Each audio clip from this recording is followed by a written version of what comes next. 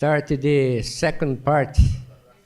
That's a meeting of our group, Materials Informatics, from CNPEM. First, I would like to thank you very much, all invited speakers. In this part, Luana said, but I'm repeat. It was very nice these 3 days. We learned a lot, okay? And we hope you continue. Today we have some hands-on. Probably James and Dalpian can explain. Please. I don't know. I don't have the program. Sorry about that. Okay, good afternoon, everyone. So now we are starting the INCT Materials Informatics meeting, the second one. So you will have 2 talks, okay, from Ramon Cardias and João Nuno. And then later you will have a tutorial session. The tutorial session will be with Jorge Trenes, Hannah, and Jorge.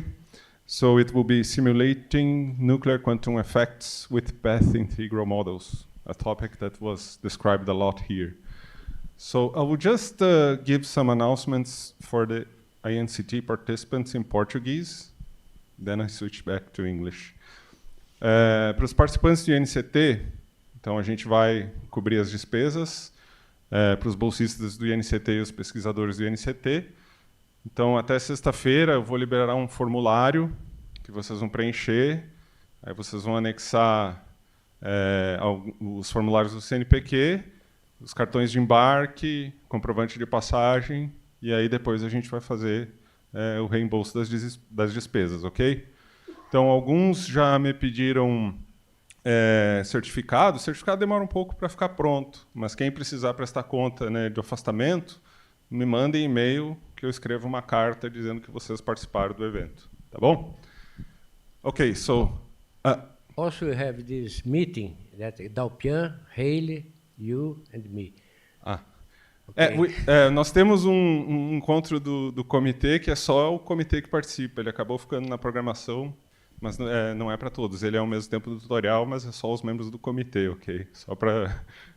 que alguns já me perguntaram, eu tenho que estar no comitê. Não, é só o comitê, ok, gente? Bom.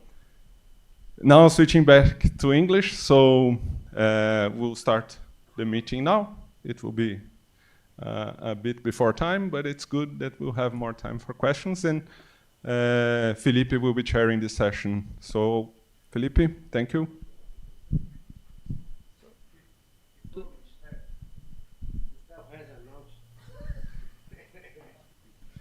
No, so actually, Fazio asked me to talk about where is Pedro de Venezuela?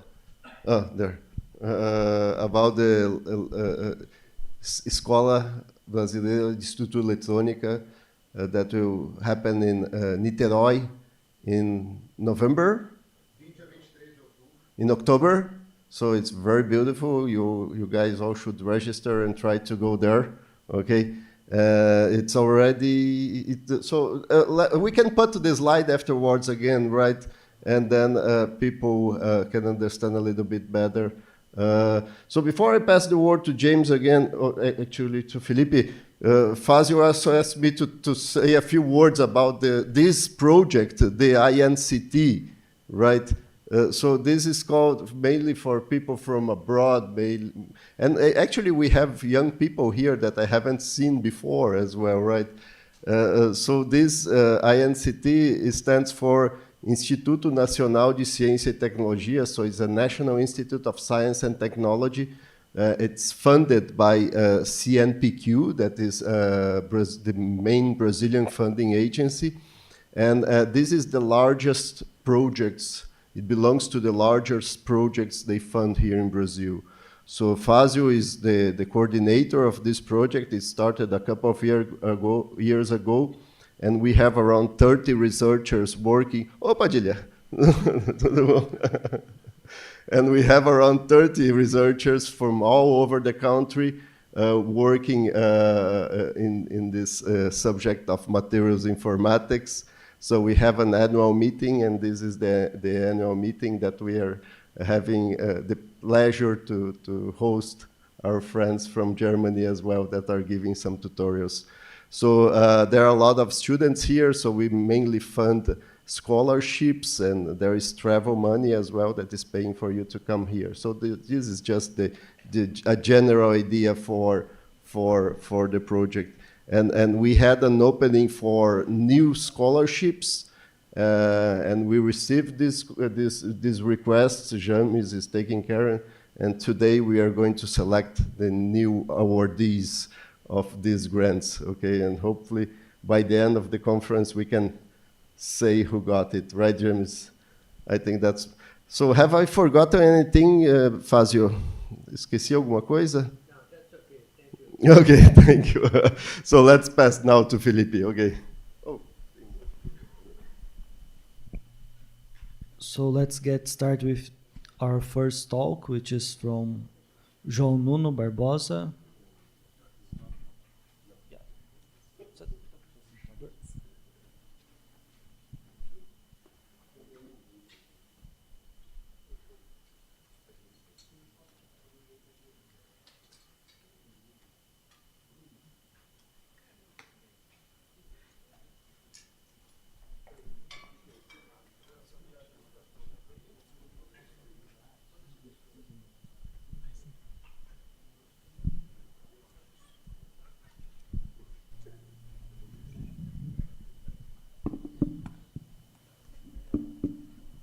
So João Nuno Barbosa is a researcher here from the INCT, and it's a professor at Federal University of ABC that you guys already heard about, and is talking to us about discovery of new materials. So the floor is yours.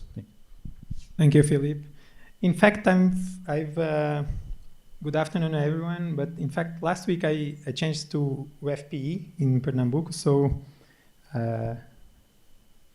just moving. So, guys, today I'm going to tell you about a set of projects, a set of efforts that we are trying to do related to discovering new materials for real, trying to synthesize, in fact, some of them. So most of the things I'm going to tell you are a mixture between finished work and ongoing work and some plans, let's say. Okay. Okay. This is my outline. I'll start by telling you about a model that tries to predict new stable materials, thermodynamically stable materials. Then I'll tell you about some initial efforts on trying to actually synthesize some of them, and then how we can select some of these guys for strongly correlated physics, okay?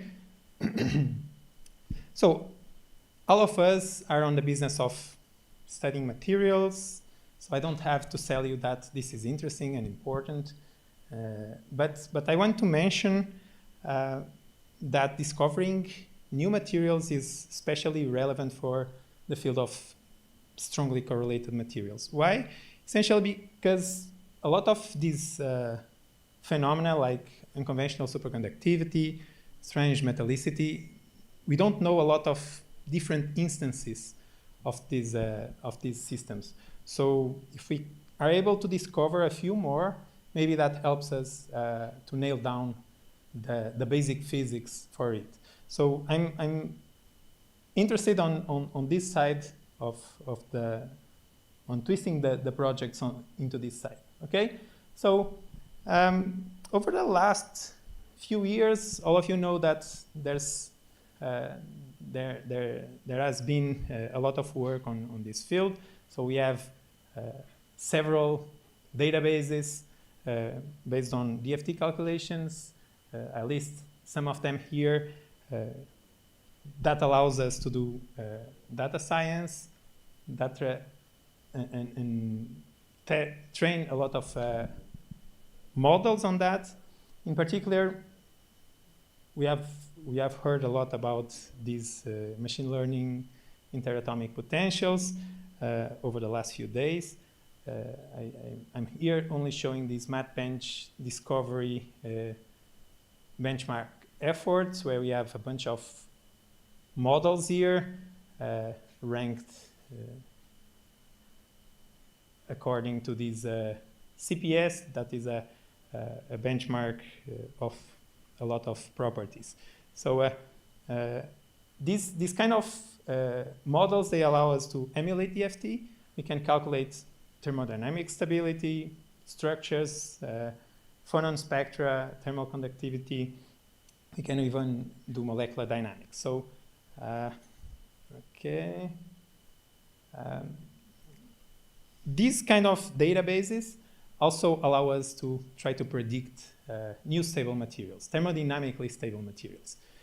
We usually think about these guys or this property being thermodynamically stable as a proxy for synthesizability, okay? But this is a difficult problem, right? Because as you can imagine, there's a huge configurational space on which we have to search to find new stable materials. So you can think that we have many compositions and a huge amount of possible crystal structures. There have been a lot of efforts on that field also with different approaches, from evolutionary algorithms, reinforcement learning, and these more recent generative models. So one of these works is from Microsoft, I think this one, yeah, and this one from Google. Right. Another interesting thing is that the trend is taking us to automation of labs. I just show here a small animation of one of that effort that is published on this Nature from late 2023. It's some people from Berkeley. They've claimed that in roughly 2 weeks they discovered about 15 new materials. Okay, that's exciting. All these advancements are exciting, but there's some buts here. Okay, so machine learning models, we know they can have errors, even the DFT have imprecisions. Taking DFT thermostability at T equals 0 as a proxy for synthesizability, we know it's not exactly correct. And more than that, even if we can find theoretically materials that are stable, that doesn't mean that we can synthesize them, okay? There's not an obvious answer for which synthesis route should I take, okay? Right. In particular, let me just say about this particular work, then the community started discussing it, and in fact, they found that most of the materials they have claimed that they have discovered were not real new materials. It was an issue with the X-ray autonomous analysis that was not really correct, and they were concluding erroneously that the materials were new. Okay, so our take at this. A couple years ago, Elton had a really nice idea for a model to try to find or machine learn thermodynamic stability. That model, it's essentially a graph-based recommender system. Let me just tell you the basics of how it works. It's just like Amazon or Netflix. It's a recommender system where you have users, A, B, C, and D, and you have a bunch of books. If C read and liked book 3, 4, and 6, and B read book 3 and 6, then the system will recommend book 4 to user B, okay? It's essentially the same kind of thing that we are doing, but now with chemical elements and local sites in a crystal, okay? So we have a bunch of local environments that the atoms, that the chemical elements can occupy, and then we are recommending chemical elements for those sites. How do we do that? The first thing we first encode the local geometry of sites. We start with structures, crystal structures from OQMD, one of those databases that I told you about, and we anonymize that structure, and then we have local environments here labeled by these numbers, okay? Right? Then we construct a bipartite graph where a given chemical element is going to be connected to each of the sites that it occupies in a stable material on this database, okay? So then we want to learn about the metric, let's say, of this graph. So we start doing random walks on this graph, and that's going to generate a sentence, let's say, of positions, and with a word-to-vect kind of algorithm, we are going to project these points into an hyperspace that then allows us to measure distances as a cosine distance. So we are going to be able, with this procedure, to tell you that this given chemical element will like to sit on that particular local environment. Right, and what can then we do? We can recommend a chemical element for a given site. We can recommend a site for a given chemical element.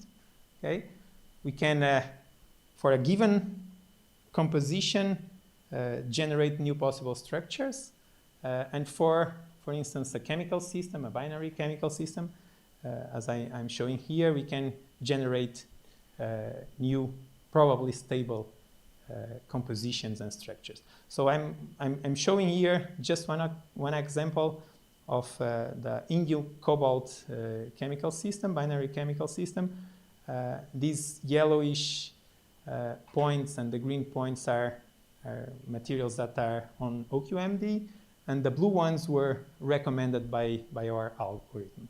Okay, everything that is below this convex line should be thermodynamically stable, and even the guys that are very close to the line, we take them as being probably stable due to small errors. Okay, right, but we ultimately want to try to synthesize the recommendations, some of these recommendations, the most promising. So we don't want to waste our experimentalist friends' time, right? Time and money.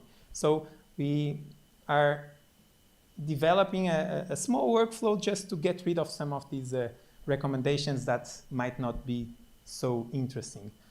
For instance, we use these MLIPs to draw the convex cell, just as I showed in the last slide.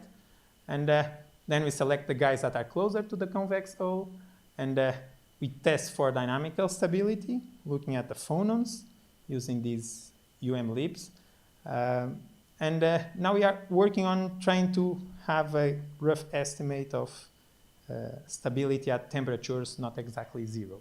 Okay, just to eliminate some of these predictions or some of these recommendations. So here is another chemical system, niobium, indium. All the blue ones were recommended by this model, and after this filtration, we eliminate a bunch of them that are very high in energy, and the ones that are not stable, dynamically stable, and we have just these guys here, okay? So in particular, these 3 here look nice on this particular system, okay? Right, we have been looking at some scarcely explored binary systems, at least in OQMD. I just here have a slice of a matrix of chemical elements and the number of OQMD entries on that binary system. a few promising ones that we have found so far. I've listed them here, okay? Right. So, but the really difficult question, I would say, or an important question is, can we synthesize them? And the first answer is that that's complicated. Why is complicated? Because, again, we have a huge space, even bigger than before. We don't really know which technique to use, which reactants, which solvents, which operations, for how much time should we do each operation, at what temperature. And the idea is to try to have a data-driven synthesis for synthesis route recommendations. So our approach is to try to make it simple, okay? So we are going to focus on this flux method. So it's this flux method is a method that is used to grow large single crystals, okay? Beautiful, nice single crystals. And those guys are very nice to study the intrinsic properties of the material. So how does it work? Roughly for what we are concerned here, we have powder for the materials that we want to mix.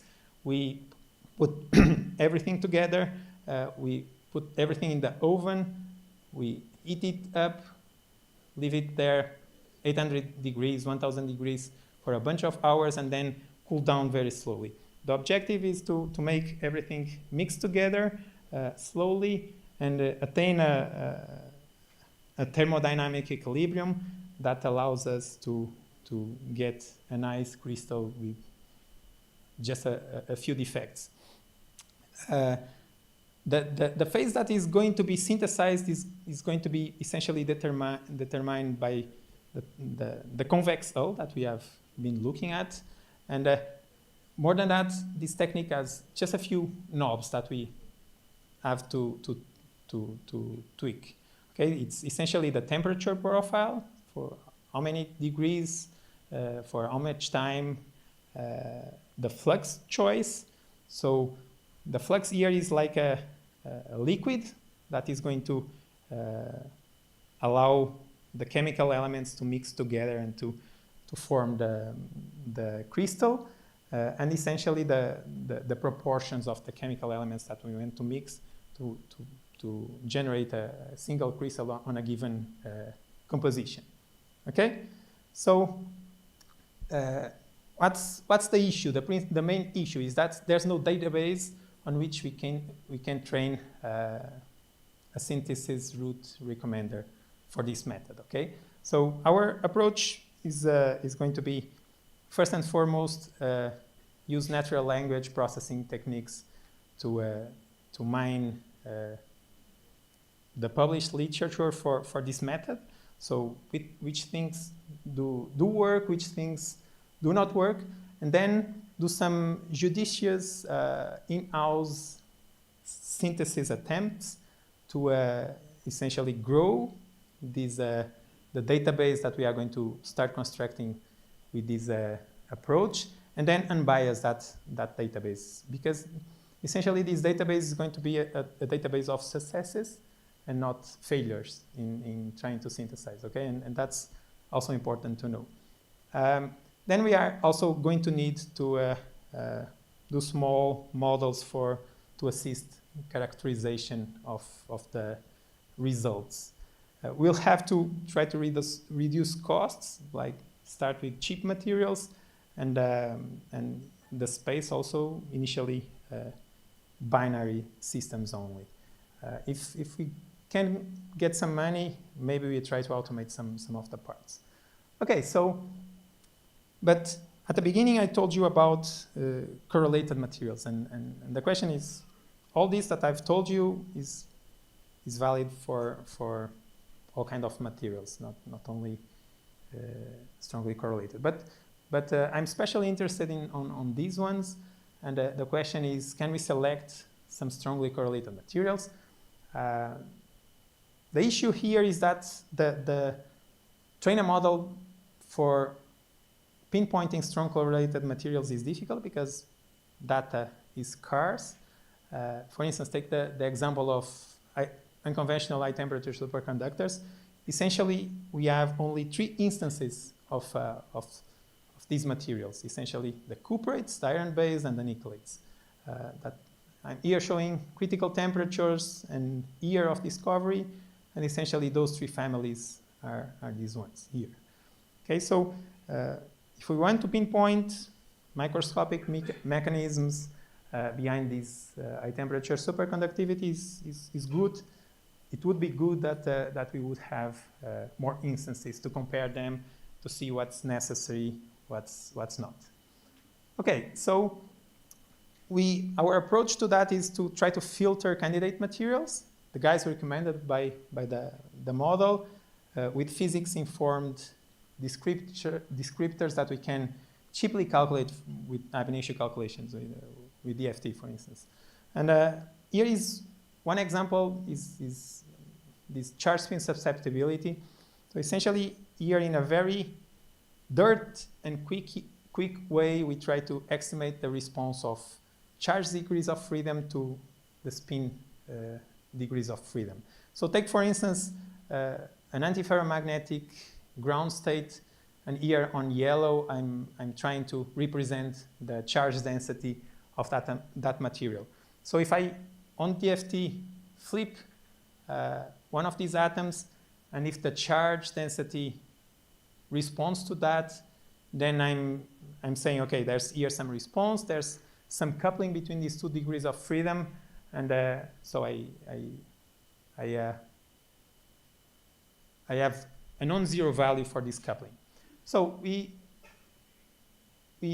devised a way of estimating this in a DFT, using DFT. We have for instance, here is iron selenide. I'm plotting I'm seeing from the c-axis, and these blobs are essentially spin up and spin down charge density. This is the ground state, so it's a stripe ground state. Then I can flip some spins and go into a checkerboard state, and then I can compare the charge densities of these 2 states and the spin densities, and take just a ratio between the 2 to have an estimate of this response, okay? If we do that for different excited magnetic states, then we have a number that essentially is condensing, okay, I average over a bunch of these orders, and this number is essentially condensing the magnitude of this charge spin response, okay? We do this with a DFT plus U, but you can use any ab initio code that gives you spin and charge densities. And we do it with DFT plus U because it's cheap and reasonably accurate. Okay, so our benchmark work is essentially condensed here.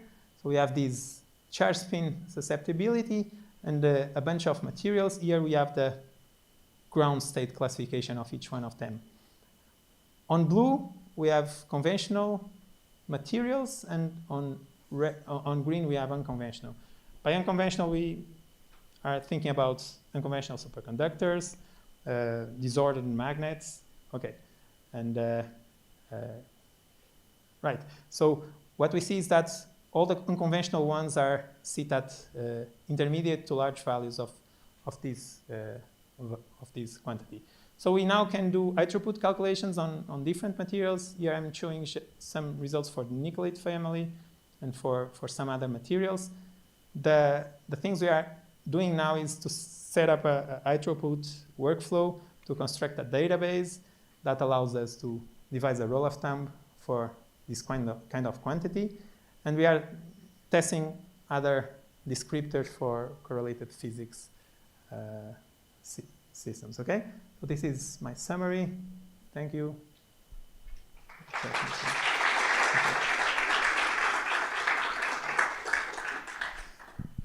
Thank you, João. Let's open now for questions. So I have a first question to start. Maybe when you do the recommendation algorithm based on the graph, you are kind of constrained to the existing structures, or you can propose new material structure using this approach? Right. So essentially, our graph only knows about the structures that are in OQMD, so existing ones, known ones. We are thinking about new improvements that allow the algorithm to try to explore new structures. But so far, it's only known structures. So it's only trying to pick chemical elements and put on the existing structures. Okay. So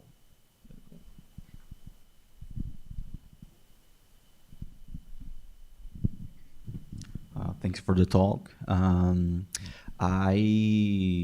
When you do the spin response by flipping the spins and seeing the charge density, how it is affected, you only do single spin flip, or do you also see the response if you flip multiple spins at once? Yeah. So we can do either, right? We can. The response is going to depend on the material, but usually we flip a bunch of local magnetic moments to have a different magnetic texture. And for each material, we do that several times to have different magnetic textures and then average over them. Okay. Is there also any thermodynamic variability in the lattice structures that you use? Like you only see zero temperature structures, or this is all EFT, so it's zero temperature. Yeah. Oh, okay. So, yeah. Thank you very much. there's another before you. So we have time to two more questions, I believe. And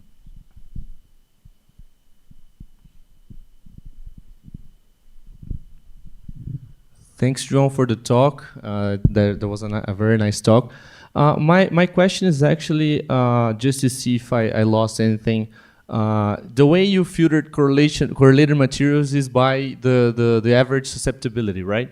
And the way you measured the susceptibility was a kind of coupling between the charge and spin degrees of freedom. So you're saying your definition for correlated materials is all materials that have the strong coupling between microscopic degrees of freedom. Is that it? That's not the definition for strongly correlated materials. What I'm saying is some of them have these properties. Some of the physics of strongly correlated materials is about that coupling, okay? In particular, on these families of ITC superconductors, disordered magnets, when we did the benchmark study, we saw that, okay? So, and that correlates with the understanding, for instance, of the microscopic mechanism of unconventional superconductors. So people think that instead of phonons mediating the coupling, the pairing, you have some kind of magnetic degree of freedom. People don't agree exactly on what it is, but it's around that there. Okay. Thank you for the talk. You commented about self-driving labs. Do you have a clear vision where to start and what is most promising for you in this area and so on? So that's something that we are starting to think about, and it's going to depend on the money that we have. But there's some low-cost platforms that we have looked onto, so we are waiting for a funding result. So depending on what we get, we put more time on that. But so far, it's just something further ahead, okay? But it would be very nice, of course, because if we want to build our database with experiments, it's going to be kind of boring for the people that are going to be doing the experiments, like a few dozen experiments. So automating it would be the ideal, okay? so let's thank João again. Thank you, guys.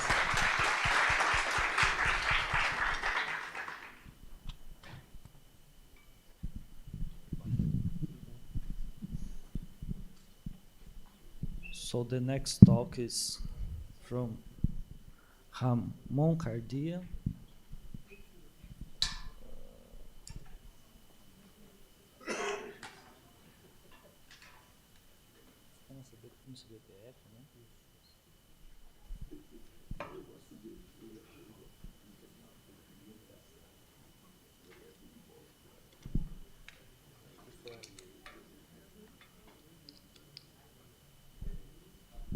So, thank you, Ramon. And Ramon will be talking for us about some magnetization in nanoribbons structure. So the floor is yours. Special thanks to the organizer for the invitation. It's my first time here in Campinas. The meeting is about this material informatics. I'm going to talk about results and everything, but I'm going to go through the process of producing these results, which might be interesting for the audience.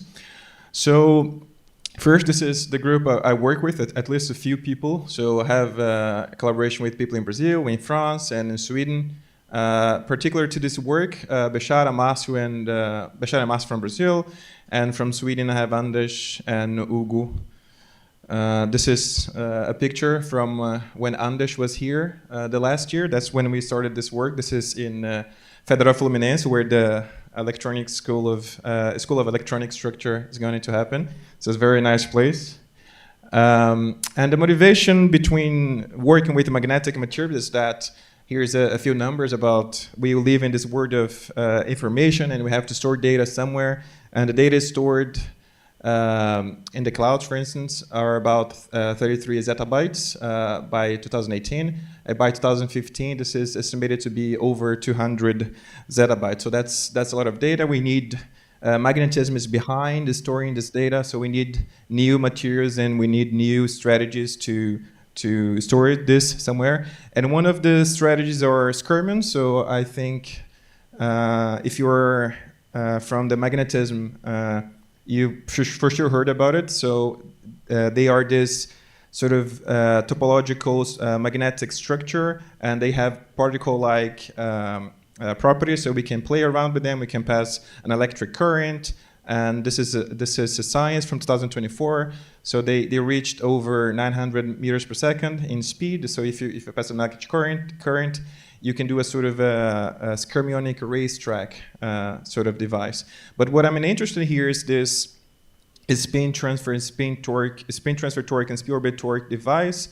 This is a magnetic resistance random access memory. So if you look here at your right, this is what I'm going to talk about today. So this green here will be your heavy metal, say platinum.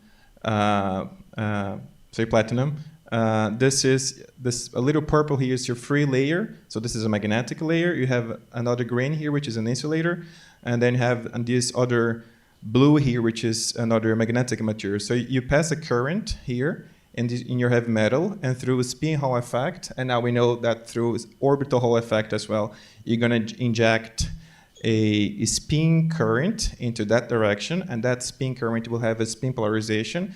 And depending on the direction of that spin polarization, you are able to manipulate this layer here. And through magnetic resistance, you're going to have two different states of resistivity here for this material. If your spin is aligned with the spin here, or if you're antiparallel. And then this can be your zeros and ones in your computer, for instance. So this device is highly studied today. You have IBM and Kingston and these guys from the industry working and playing around with this. So this is my main motivation. And this is a little bit of a theoretical background to explain why we do and how we do it and why it works, at least for most of the materials. And the main argument is that if you look at the density of the magnetization density of most of your magnetic materials, it's centered around the atom. So this red here is the cloud of non-magnetization. Here you have chromium, and this is blue because chromium is antiferromagnetic. And so you can go from a problem which is quantum to a semi-classical approach. So now that these magnetic moments are aligned, I'll go to a semi-classical approach.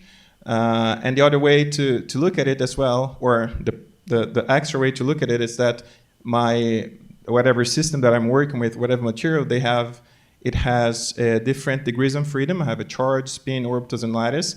And these guys, they interact with each other. No, I don't have here. But usually, depending on the system that you're studying, the spin's degrees of freedom, they're much slower than the electronic degrees of freedom, for instance. The spins and the lattice degrees of freedom, they're more or less coupled. So it depends on the material.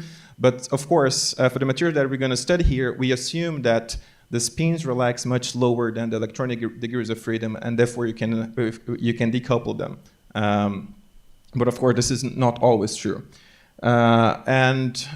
We do, I think you've heard about density functional theory, and you have plane wave-based methods, and they all work at the K-space, use the block theorem to write your wave function, etc. But what I do here is that I work in the real space. So I use the real space LMTO method, and the LMTO method, what I need to write my wave function is basically the density of states, and then I use the recursion method to calculate the density of states in the real space, and then I do my DFT machinery. So everything that I do here is in the real space. And of course, working in real space is suitable for materials where you have everything that systems with low symmetry, or in our case, we can deal with non-collinear magnetism as well. So this is the ab initio method that I'm going to be using this in here. So I talk about the ab initio method. I talk about how we approach magnetism from the ab initio method. So from the ab initio method, we calculate what we call the exchange interactions. So it's basically, I'm sort of integrating out the electronic degrees of freedom, but I need the information about how these electrons, they connect between the magnetic sites. And that's described by this parameter here, the exchange interaction, the Jodzelski-Murray interaction. I have an anisotropy term. So all of these terms I calculate from my ab initio method, which is the real space LMTO method. And then I bake those guys into the LG equation, which is an equation that describes the evolution in time of a angular momentum, which is my magnetic moment here. This is my effective Hamiltonian, which is described by these terms, and the evolution of the spin magnetic moment over time is described by this.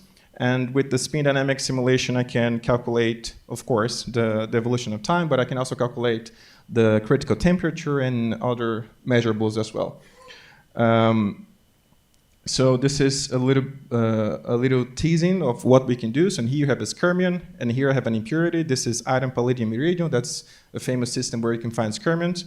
And if you pass in a spin current, that spin current will move this skyrmion, and when this skyrmion sees the impurity, it will deflect. So this is an animation of a simulation that we did. And of course, this is not always true, depending on the impurity. The skyrmion will pin here, will disappear, or will move. It depends on the speed of the skyrmion. But this is something that we can do because we have a real space code, for instance. Or at least it's much easier to do. Just to flex a little bit again about the method, this is 100 atoms in a unit cell. This is amorphous iron gadolinium. And we are actually able to calculate the interaction that I just showed. Over 17,000 pair of interactions. So an interaction between every side of the atom cell and 700 neighbors. So that's to bake into the LG equation. And to flex it a little bit more, we can have a amorphous, a distorted BCC, again 180 atoms per unit cell. And this is all the interactions between each one of this 180 with its neighbors up to 1 angstrom, I think. No, 1 lattice unit. And here I have 49,000 exchange interaction.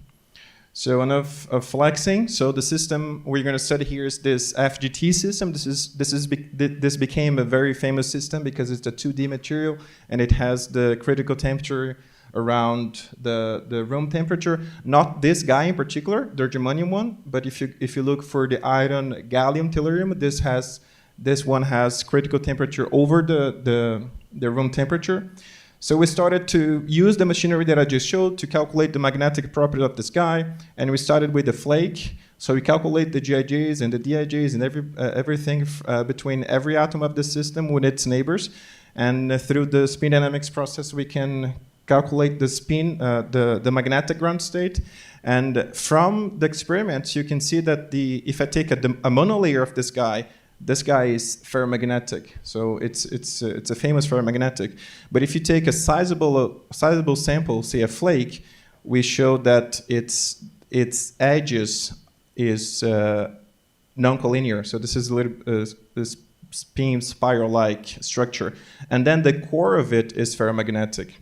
And then just to play around, we put 100 Kelvin temperature that you can also put in your LG equation. And then over time, it just flips, just like the magnetic field of the Earth flips every now and then, but this is picoseconds, of course. And then we went ahead. We would like to see how bigger system of those guys, what is the ground state of it. And then we saw that, again, if I take a nanoribbon, and that's the edge, the armchair edged shaped nanoribbon, its core is ferromagnetic, but again, you have the non-collinear edge. So this was an interesting find. And this is now germanium tellurium, and this is gallium tellurium. So we take these two guys. And this is a theoretical work, and we looked around to see if we find any evidence of what we just found theoretically. And we saw this paper. So this is niobium selenium 2. This is a superconductor at low temperature, of course. And then you have 2, and then you put an FGT, and then you cover it with an HBN because this guy oxides a lot, so you have to encapsulate it. And this is the so-called lateral Josephson junction. And then, so this guy you will see a supercurrent flowing from one superconductor to another superconductor via tunneling. And what they found is that this supercurrent is particularly, this is the density of the spin current. This is particularly stronger at the edges. And then they say in the paper that this wouldn't be possible if that was a fully ferromagnetic material, because when the copper pairs find the ferromagnetic material, that decays really quick. But then they suggest two things, and one of the things is that if this electron were to find a non-collinear spin texture, that would survive longer. So we of course, very biased, but we say that's a good evidence of that our theoretical calculation is cool. And then we went, how much time do I have? 3 minutes, okay. I'll go quick. And then we would like to do the spin over torque device. And I talked about the heavy metal that you have on the bottom of your magnetic material to flip the magnetization of the material. But here what I'm using is the non-collinear magnetic material, non-collinear antiferromagnetic, sorry. And you see that the non-collinear dynamics has been in the literature for a while, but of course experimentally it's very hard for you to work with antiferromagnetic material because there is no net magnetization. It's hard to play with the magnetization of this material because you cannot apply an external magnetic field. It won't interact with material. But then it came around 2015, this non-collinear antiferromagnetic materials. So, and it has all the sort of ferromagnetic traits, but in a material which is antiferromagnetic. So it's the best of the two worlds. And then these materials are a little bit like that. So the magnetic moments are in plane and they are non-collinear. And this is a little bit of a pros and cons of them. So in collinear AF, this is green. So you see there's no stray field. The magnetization, the dynamics of magnetization is over terahertz, but of course it's not easy to read. It doesn't respond to Moog measurements, and it's very hard to write as well. But if you go to the non-collinear antiferromagnetics, then it's the best of the two worlds, right? You have a little bit of everything, and a lot of things have been done with these guys. You have, and one of the things that I want you to pay attention is that the spin Hall effect of this guy is meaning that when I pass a spin current here, the polarization of the spin current that flows into the ferromagnetic material has also an out-of-plane component. That's not true for the heavy metals because of the symmetry, but this guy's because if it's non-collinear magnetism, I have also out-of-plane. So I can do a field-free switching magnetization if I use this guy. So I'll jump this. So this is what we're going to do with the FGT. And then we simulate the manganese-13, which is one of these materials on the bottom, and then we pass a current in this manganese-13, and this manganese-13 injects a spin current with a tilted spin polarization into the FGT, and we found that we can flip without an external magnetic field, the magnetization. So this is your green line. And this dashed line, vertical dashed line here is when you turn off the spin current, just to show that it's stable and it's non-volatile. So I can play around. I have a. You don't need to understand these graphs. I don't think I have time to explain them, but I do have a video of this simulation, just to finish. So this is an FGT. So this is the nanoribbon, and then you see that the core is ferromagnetic. The edge is non-collinear, as we showed. And now I'm just simulating what a spin current injected by the manganese tin is going to do with this material. So you see that it first starts to interact with the non-collinear edge, and this non-collinear edge induces a torque into the core of the material, and slowly you're going to find that I'm going to find some domains, and then eventually this is going to become all blue because I'm going to flip the magnetization. So since I don't have enough time, I just put a little bit faster, just so you can see the whole thing. But the thing is that if the material is fully ferromagnetic and I'm injecting a spin current with an out-of-plane polarization, the polarization of the spin current will be parallel to the magnetization, so therefore there's no torque. So the fact that this material has a non-collinear edge and the torque is induced or is passed onto the ferromagnetic layer or the core via the non-collinear edge. So if I have a non-collinear edge, then this process is not possible. So that's what we show. This paper is under review now in the Nano Letter. I forgot to put the link here. But we show that if you have this guy is fully ferromagnetic, you need over 1 order of magnitude stronger current density, for instance.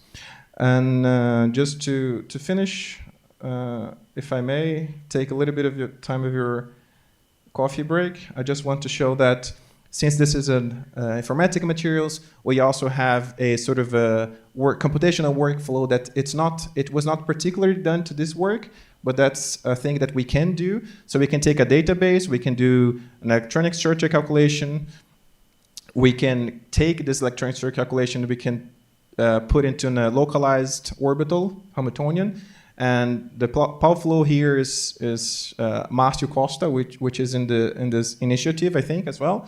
So he works with that, and then after we have this Hamiltonian, we can go through this, the real space code, kite. So I'm a developer of this code. I'm also a developer of this code together with the Swedish guys. Tatiana is developer of the kite code. So we have a Brazilian collaboration all throughout this workflow. And after this, we can take electronic properties, transport properties, magnetic properties, and we can have that as a high throughput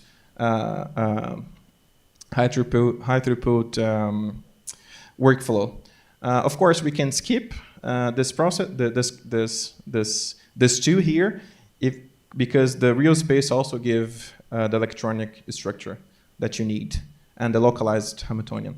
So that would be it for me. Thank you for your attention.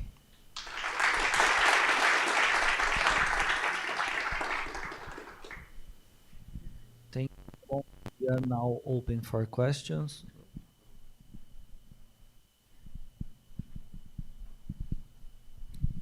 Thank you, Ramon. In this workflow that you show, what would be the advantage to use real space or plane waves? So the plane wave code, the problem is that if you're calculating pairwise things like the exchange direction between site I and J, and you go from here, which is a plane wave method, and you localized your Hamiltonian with power flow or with Vanier, for instance, you're going to end up with a non-complete basis. Sometimes your localization is not well done. So when you calculate pairwise interactions, that can give you non-physical results. So that's known in the literature. There's this post-processing code called TB2G, I think, which is a Python code, and there's a lot of reports in the literature that if you go from here to here or to Vanier, and then calculate the exchange directions, then you can run into troubles. With the advantage you use in the real space method is that my Hamiltonian is localized in the first place. So everything is localized, time-bound, and localized. This is an expensive code, I would say. Yeah. So very nice. So what's the time scale of that movie that you presented? And can you comment again on how do you include time in the simulation? So Yeah. So so the time was 300 picoseconds. So this is the simulation of 300 picoseconds, and the time is just I'm integrating this equation. So I'm doing a predictor step. So I have the toric here, and then I do a predictor step, and then do a corrector step, and then I average out, and that's my... So if I do long time simulation, then I start to accumulate error because I'm integrating this, right? So I have to be careful with that. But so this is the way we do it. So I think we have time to one last question before the coffee. Thank you, Ramon. Forwarding or proceeding with this, if you have a local basis, or even in DFT, do you need the localization to be done well? So do you need maximally localized Vanier, or any local basis should be enough? Does that change the accuracy that you get your parameters? Any localized base, as long as it's a full basis, it's enough. So PowerFlow is PowerFlow is good. I think the problem that I just... with any local basis. Say again? Doesn't need to be PowerFlow. Can be any local basis. It can be any local basis, yes. Yes. You. So let's thank Ramon again.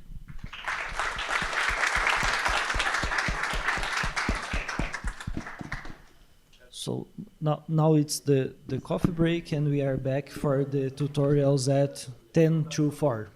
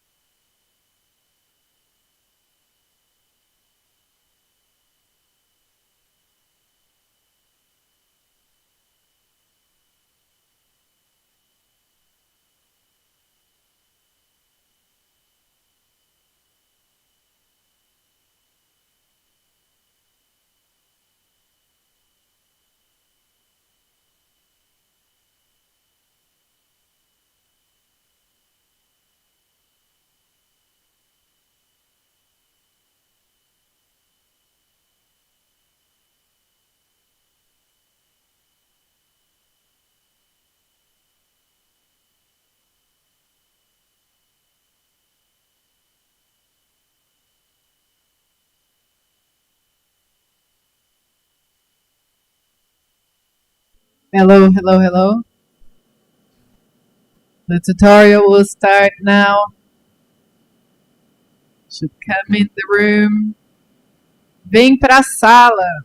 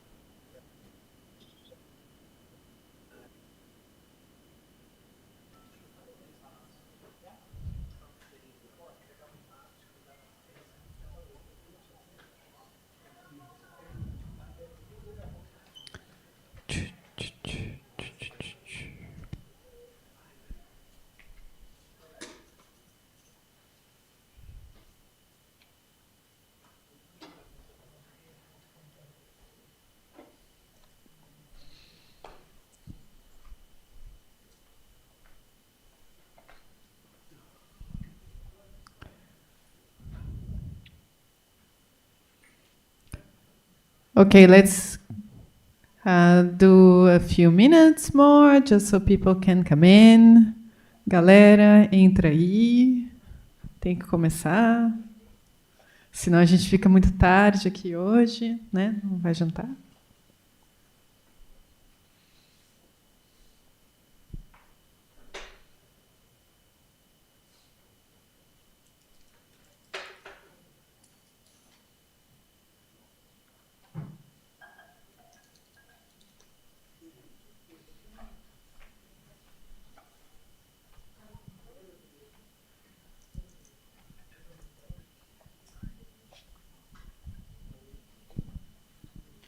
O James está chegando. Tá tudo certo. Tá tudo certo. Tá. Felipe? Cadê o Felipe? Tá fora? Tá dentro? Não apareceu, deixa. Foi embora. Tudo bem, a gente... É o auto chair, tudo bem.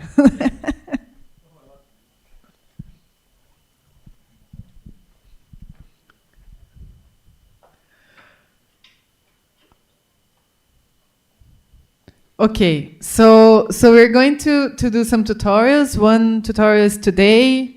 Another tutorial is tomorrow morning, early, 8:30. So it's a cool tutorial tomorrow about machine learning, some basics, and also this machine learning for electronic structure. And then one in the end of the day tomorrow as well about active learning. And so this is like, you guys get up, so all of you, so people can see you, and you too. You have received this link, I think, with a virtual machine.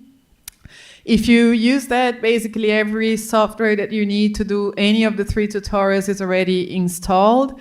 And I really have to thank my group, because they really set up that very, very nicely. And they are standing up, because if you have problems, you can ask them also. Like, they will all know a little bit about how to solve your problem. No guarantees. Maybe the problem is not solvable, but they can at least try. And beyond that, I think, so we are here to help you. So the main tutors of today is George, Hannah, and Jorge. They will all speak a little bit. So we'll start with a little bit of theoretical introduction, and then move on to the hands-on exercises, and alternate a little bit. That will be the format of all tutorials, and we'll give a little bit of an introduction on each one of them. So George will start today. Tudo bem? Rightio. And if someone doesn't feel, if someone wants to ask something in Portuguese, you can ask to me, and I can translate. So I'm here also to aid with communication if you need. Okay? Okay. Thank you.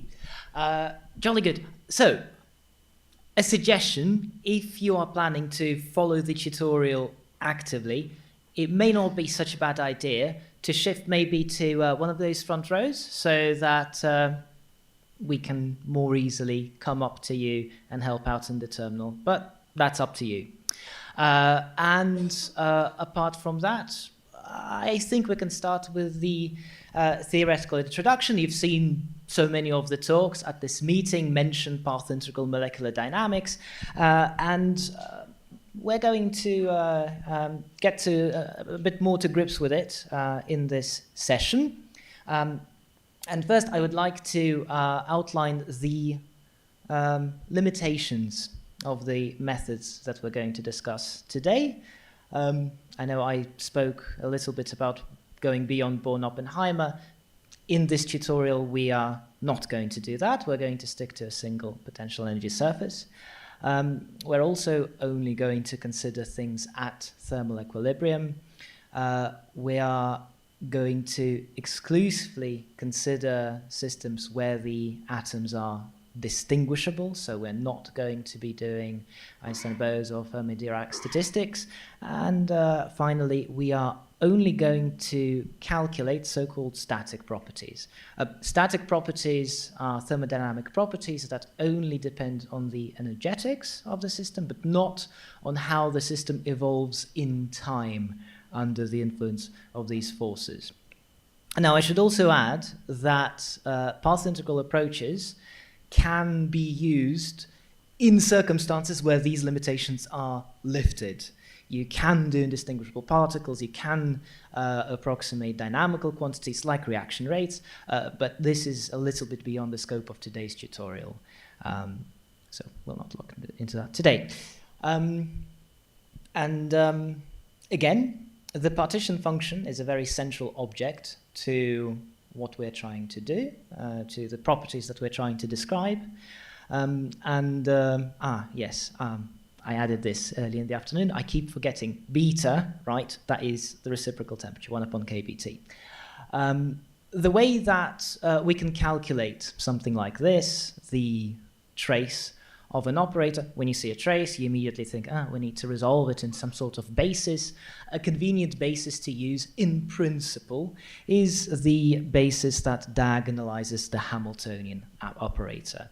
If you do that, then the expression has a particularly simple form. The functions that diagonalize the Hamiltonian operator, the solutions to the static Schrödinger equation, they're states of definite energy, and the action of the thermal density operator on the eigenfunctions of the Hamiltonian operator can be trivially calculated. So, with a little bit of mathematical trickery, you get what's hopefully a familiar looking expression from your undergraduate courses, where the quantum partition function is expressed as a sum over the Boltzmann weights. The weights are the eigenfunctions of the Hamiltonian operator. And we can sketch this as something like this, where different energy levels have populations described by that Boltzmann factor. That's all hunky-dory. Problem with this approach?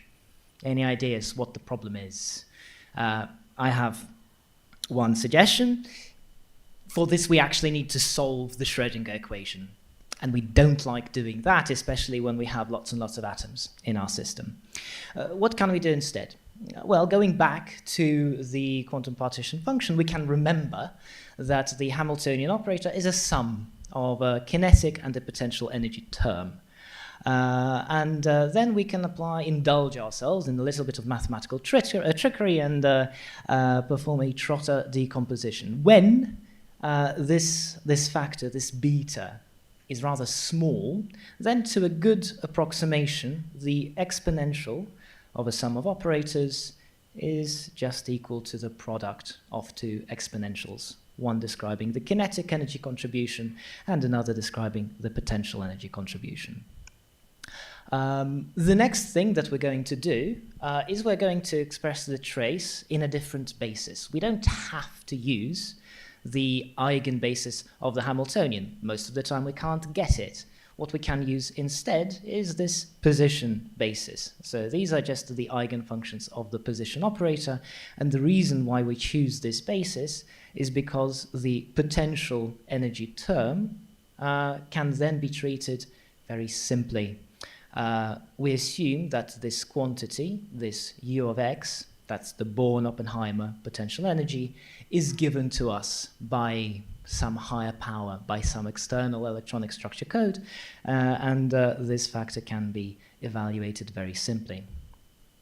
The expression then simplifies to just a matrix element of the kinetic energy contribution, and because of the very simple structure of the kinetic energy factor, this too can be calculated easily. I'm not going to go into details, but when you go through the maths, you get this expression here, which I preempted by labeling the whole equation as Z_CL, classical partition function. Thankfully, the correspondence principle still works. If we go to high temperatures, then the quantum partition function reduces to this, which is the classical partition function that describes a system in external potential U at a reciprocal temperature beta. Thermal averages corresponding to this classical partition function can be calculated very efficiently for really large systems using sampling methods, be it Monte Carlo or molecular dynamics. In this tutorial, we're focusing on molecular dynamics, where you simply evolve the system in time with maybe some additional things attached to your dynamics to ensure that you're sampling the correct temperature, maybe the correct pressure, who knows, we will see. And then you record the frames from such a classical molecular dynamics simulation at even intervals and average over these frames the property that you wish to calculate, and this gives you a very straightforward, very effective way of calculating hugely multidimensional integrals. Okay, that's fine. The only problem with this approach is that when an experimentalist comes up to you and says, calculate the partition function at some temperature, they decide what the temperature is, not you. You cannot make the temperature arbitrarily high to always make this approximation work. So how can we make headway in that case? Well, Trotter never insisted that what should be the small quantity is the actual temperature. You simply have to get your expression into some form where you have an exponential with a multiplicative factor that is small.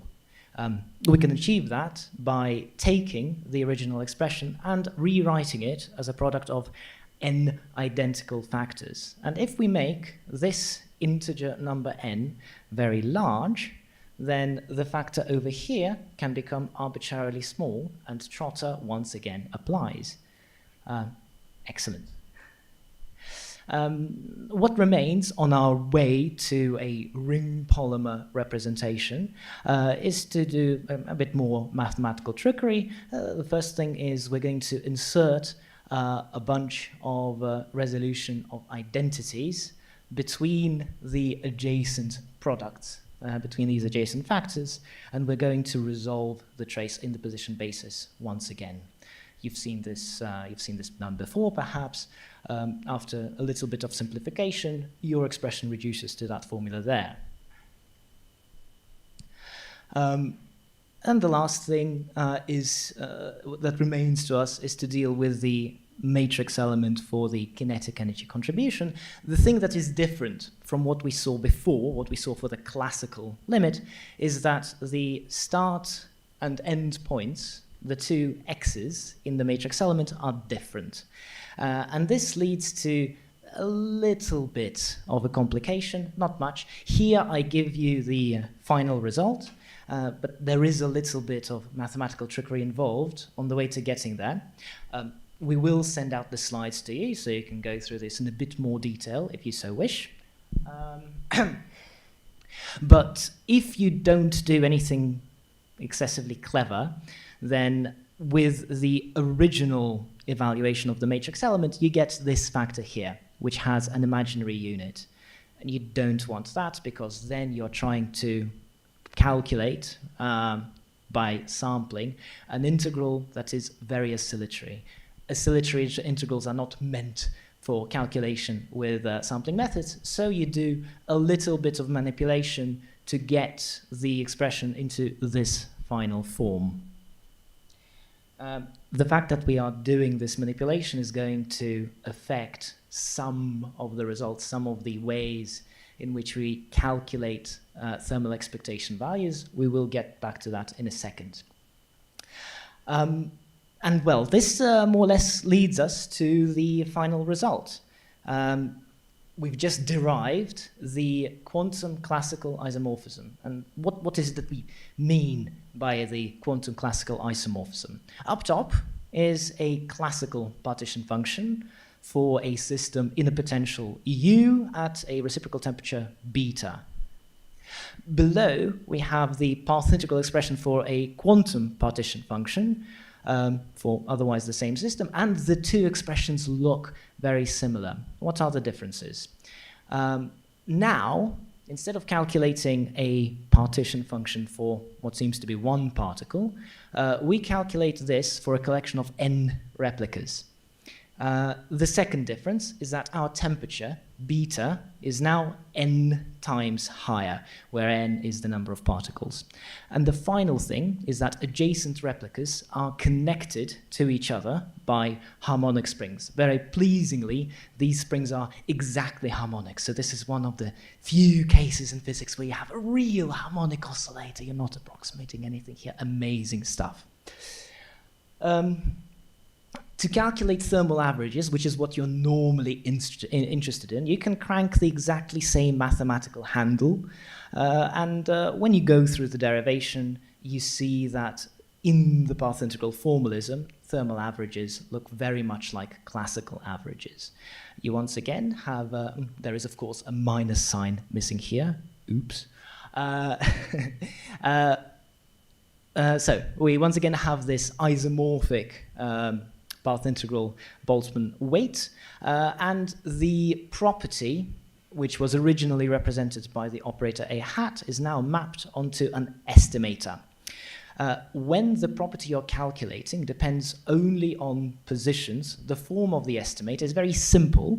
It simply amounts to calculating the property A for every bead in your ring polymer system, and then computing the average. That's it. So that looks something like that. You run your ring polymer molecular dynamics simulation, calculate the potential energy for every bead, average it over all beads, over all steps, and you calculate the thermal average of the potential energy. But what about things that depend on momentum? For example, if we want to compute the kinetic energy. This is a quadratic function of the momentum operator, and a naive suggestion would be that the estimator is, again, the average of the quantity over beads. However, because we indulged in some trickery to get the path integral formalism into a nice form, this is no longer correct. Doesn't work. Sorry, guys. Instead, this happens to be the correct form for the so-called primitive kinetic energy estimator, and it happens to have quite appalling statistical properties, actually. We can see that with a simple mental experiment. In the high temperature limit, when beta is small, for any number of beads, this quantity should reduce to the classical expectation value of the thermal expectation value of the kinetic energy, which is, for a single particle in one dimension, 1/2 beta. This should work for any number of beads. Here we have a factor that is proportional to the number of beads. So for this formula to work, we conclude that both this and that should scale as the number of beads n. And what you end up doing is subtracting two quantities from each other, which are of similar magnitudes, and you're calculating them by sampling. This is a recipe for disaster. But you can be clever about it, and with a bit more mathematical trickery, you can derive an alternative estimator, which we will see appear in the tutorials very shortly. This is so-called centroid virial estimator, which doesn't have any of the problems. And with that, the theoretical introduction, you'll be very glad to hear, is done. And we're going to get onto some practical details. There is a huge amount of work that has gone into making these pathological methods practical, and there's lots and lots and lots that I'm not discussing here. But a lot of the methodology is implemented in the IPI software package. The version 3 was recently released, and that's what we'll be working with today. Many of the people present here contributed to developing this in previous versions, so real specialists. And what does the IPI code do exactly? So the IPI code is a machine to move the ring polymer beads around. It does not concern itself with calculating the forces. It receives the forces from some external agent. And given these forces, it then moves the ring polymers about. And this works for many different kinds of motion. It doesn't even have to be ring polymer molecular dynamics. You can also do geometry optimizations with it. You can also calculate normal mode frequencies and phonons, etc. All of the heavy lifting, calculating the forces and so on, is delegated to an external program called a client. The client code receives the positions from IPI, does magic, and returns forces and so on to do the calculation. The communication happens through internet sockets. It's a very flexible way of communicating between different processes. There are many interfaces that have been written so that IPI can communicate with lots of electronic structure codes, some of which I tried to highlight the ones I could remember being mentioned in this workshop in bold, but I think I missed a few. So anyway, IPI works with all of that. Isn't it great? Also works with ACE, so if your code is interfaced with ACE, it's already kind of interfaced with IPI as well. Amazing stuff. Whoops. And yeah, if you want further details, jolly good documentation, examples, have a look at these two websites. And with that, I conclude the introduction, and we turn to the first tutorial led by Hannah Berchi, where you'll be looking at how you can use IPI and particle molecular dynamics to calculate thermal equilibrium densities for low temperature, high pressure hydrogen.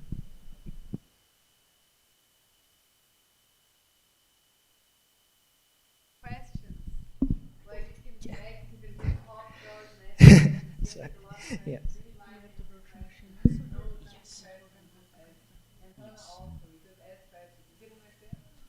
Yeah.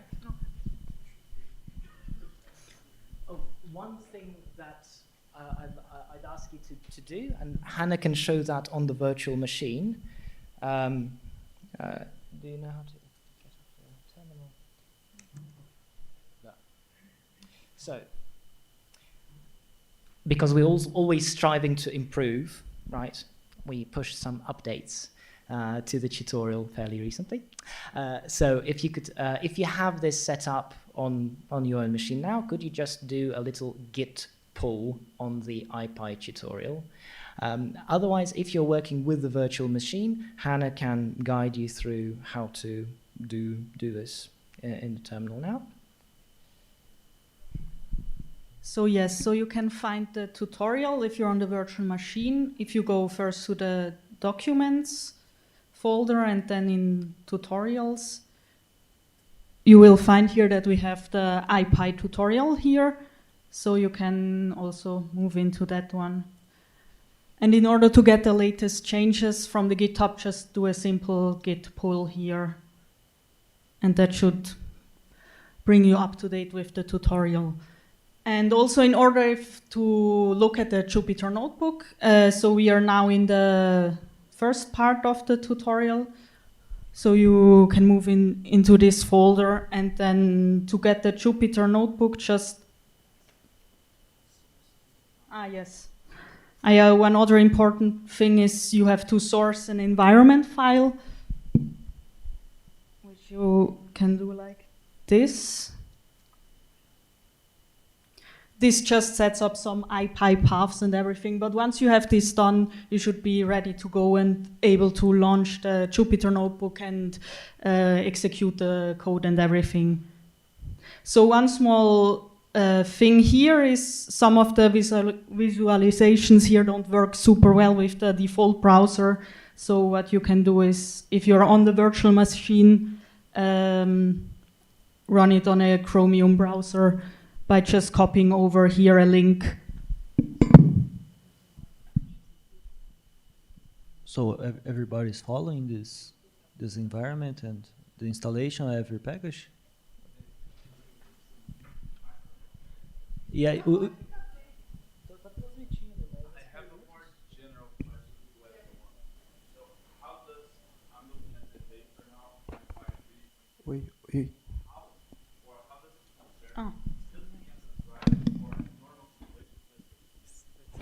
Yeah, maybe. Yes. Okay. Thank you. Yes. Yes. Yeah. So IPI wins when you want to do maybe advanced types of molecular dynamics. So I would say if you want to do a bread and butter NVT simulation, LAMPS is more, it will be faster. It's not different to IPI. IPI will do the same simulation, but LAMPS is faster because it has domain decomposition. IPI doesn't have domain decomposition, so if your system gets really, really large, that's when LAMPS really wins with the domain decomposition. Then LAMPS will be just faster.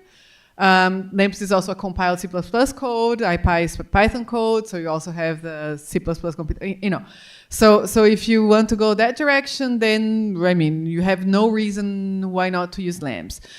But what IPI can do that LAMPS can definitely not do is do very advanced types of molecular dynamics. So things like, rapid exchange molecular dynamics, enhanced sampling, many enhanced sampling types of simulations, combination of committee models, uncertainty estimation on the fly, combination of different potentials coming from different codes in order to, do a thermodynamic integration from potential to potential, or just combine, like a base potential and a correction potential, or let me try to think. Okay, do multiple time stepping as well in molecular dynamics. Like you have like degrees of freedom that are very fast, some that are very slow, and then you can do really, really fancy types of multiple onion-like, things of multiple time stepping. You can do imaginary time multiple time stepping. That's called ring polymer contraction. That works also for this path integral MD. Then the whole world of path integral MD, then we have it all there. LAMPS doesn't have it at all. So when you go like out of the bread and butter, simulations, quantum effects, advanced and sampling type of techniques, also even if you don't have quantum effects, then IPI can be really advantageous. Okay. Yeah. Yes. Yeah.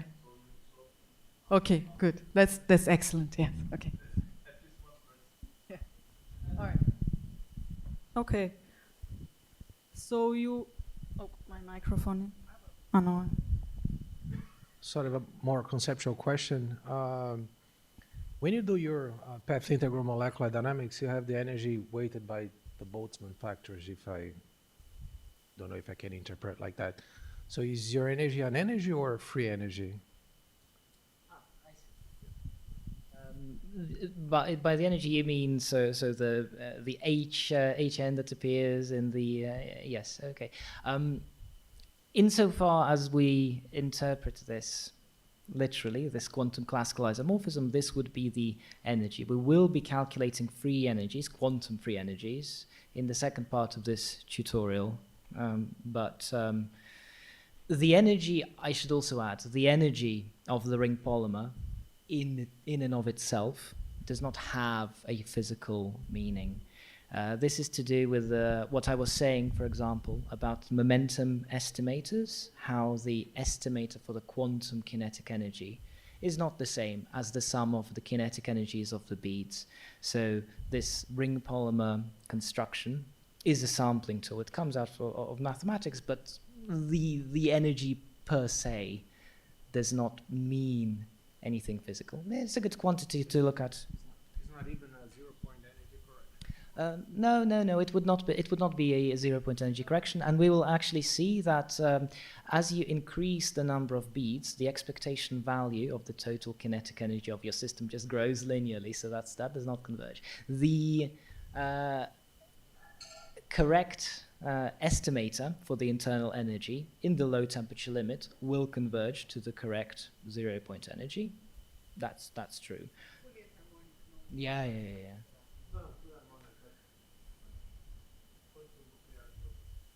Yes. Yeah.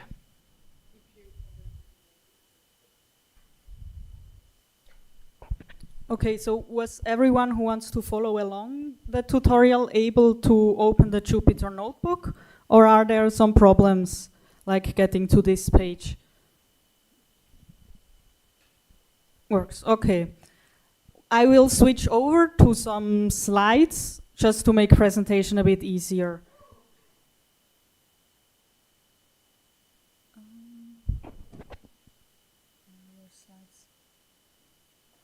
I need to open the slides myself.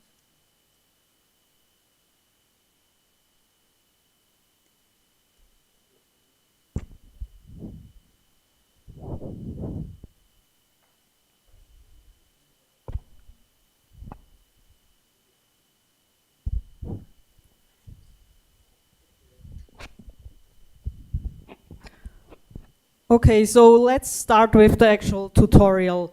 So what we are trying to do here,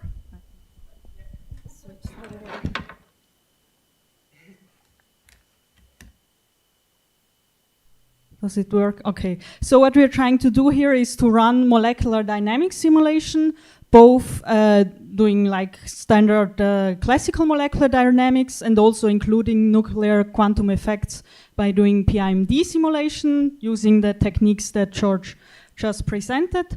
And what we are doing is running it at a constant temperature, but also doing it at a constant pressure. And the reason why you might want to do simulations at a constant pressure is that often this corresponds to experimental conditions. So if you have experimental results which you want to compare to, often those are at the constant pressure and constant temperature. So here we will show how to do this for a very simple system of condensed hydrogen. And if we move on, so a simple comment on how we are simulating our system, which probably all of you are very familiar with, is that will be using periodic boundary conditions on our hydrogen system in order to get rid of surface effects. And if you run now the next slide, then you can see how the system actually looks like. So I hope this works for everyone.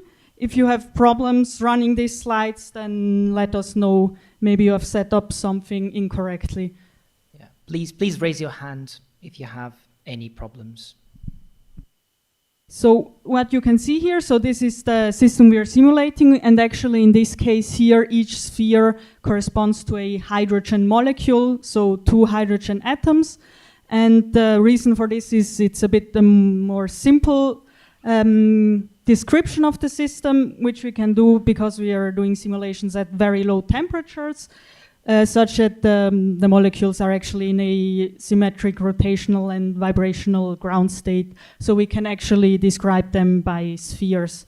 And also the potential that we use to describe the interaction between the molecules uses this description. So now for the next part, I will be giving a quick introduction in how we can control the temperature and the pressure by doing molecular dynamics simulations. In this first part here, we will be looking at classical molecular dynamics. So what we are trying to do in the end is sample the NPT ensemble with conserved particle number, pressure, and temperature. And in order to sample this ensemble, we need to sample a distribution that looks like this. So the first term here may look familiar to you from the canonical ensemble, and then there is a second added term that controls the constant external pressure that we want. And we sample this distribution by running molecular dynamics, and you can see the equations of motions that we use here. So what you can see in black, that's just Hamilton's equations of motion, and we add some terms here in blue and in red in order to control the temperature and the pressure. So you can see here the time derivative of the momentum is just negative gradient of the field, and then we add some other terms and similar for the velocity. So let's first look at how we can control the pressure. We do this by what is called a barostat. So this is represented by the blue terms here. So first thing that you can notice by looking at these equations of motions is that we actually have also equation of motions for the volume. So this is the cell volume. And since we're doing a simulation at a constant pressure, our volume is no longer conserved. So it changes throughout the simulation, and this is reflected in this equation here. And we can also see that associated with the cell volume, we have a mass, a fictitious mass mu, and also a fictitious kind of cell momentum. And if we look at this first part here, we can see that the volume here is scaled during each time step with such a factor here. And similarly, the positions scale in the same way. So this means if our cell expands during the molecular dynamics simulation, the position expand in the same way to fit into kind of the new simulation cell. And then when we look at the momentum, we can see it scales in the opposite way here. This is just to conserve phase space volume. And how we can also think about this is that we have our system here, which has some instantaneous internal pressure represented by the blue terms here. And what we are simulating is kind of a piston acting on this system, which exerts a constant pressure on it. And in the end, we want to equilibrate the internal pressure of the system to kind of the constant external pressure. And this is also something we can see in this equation here for the cell momentum, that if the internal pressure of our system is too big, we can see this alpha here gains a positive factor here, which in the end leads to the fact that the cell volume expands such that the internal pressure is a bit relieved. One next thing, so the equations of motions I showed you before, here in black and blue, this actually samples gives you a constant pressure, but actually not a constant temperature, which we want in the end. And you can find out if you look a bit more into the theory, and also in the Jupyter notebook, you should also have links to more papers where you can get a bit more rigorous description of everything. But there you can find out that in this case, if you just have the black and blue terms, some sort of enthalpy is conserved. So what we do in order to get a constant temperature is that we use what's called a thermostat, and we attach this to the particles and to the pistons, which is represented here with the red terms. And if we would just ignore the blue terms here, we will sample a canonical ensemble, which maybe you're a bit more familiar with. So what we can think of doing it, we combine here our piston with a thermostat, which we can think of a huge bath at a constant temperature surrounding our system, and this together gives us our desired NPT simulation. And if we look a bit more closely at how the thermostat works, we can see so the red terms act both on the particle momentum P here and also on the cell momentum. So the fluctuations in the momentum needs to be in correspondence with a certain temperature, and this is both the case for the particles themselves and also the cell volume. And the equations of motion we show here are for a very simple thermostat, which is called a Langevin thermostat.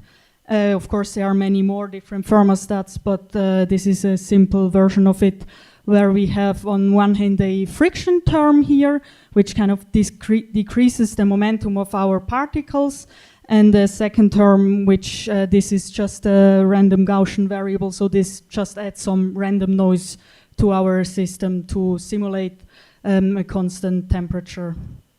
And in order to fix kind of the temperature which we want, one can find out that kind of these two coefficients need to be scaled in this way. Yes, so for next part, we will actually be running a NPT simulation in IPy, but first I will be going a bit through the input file.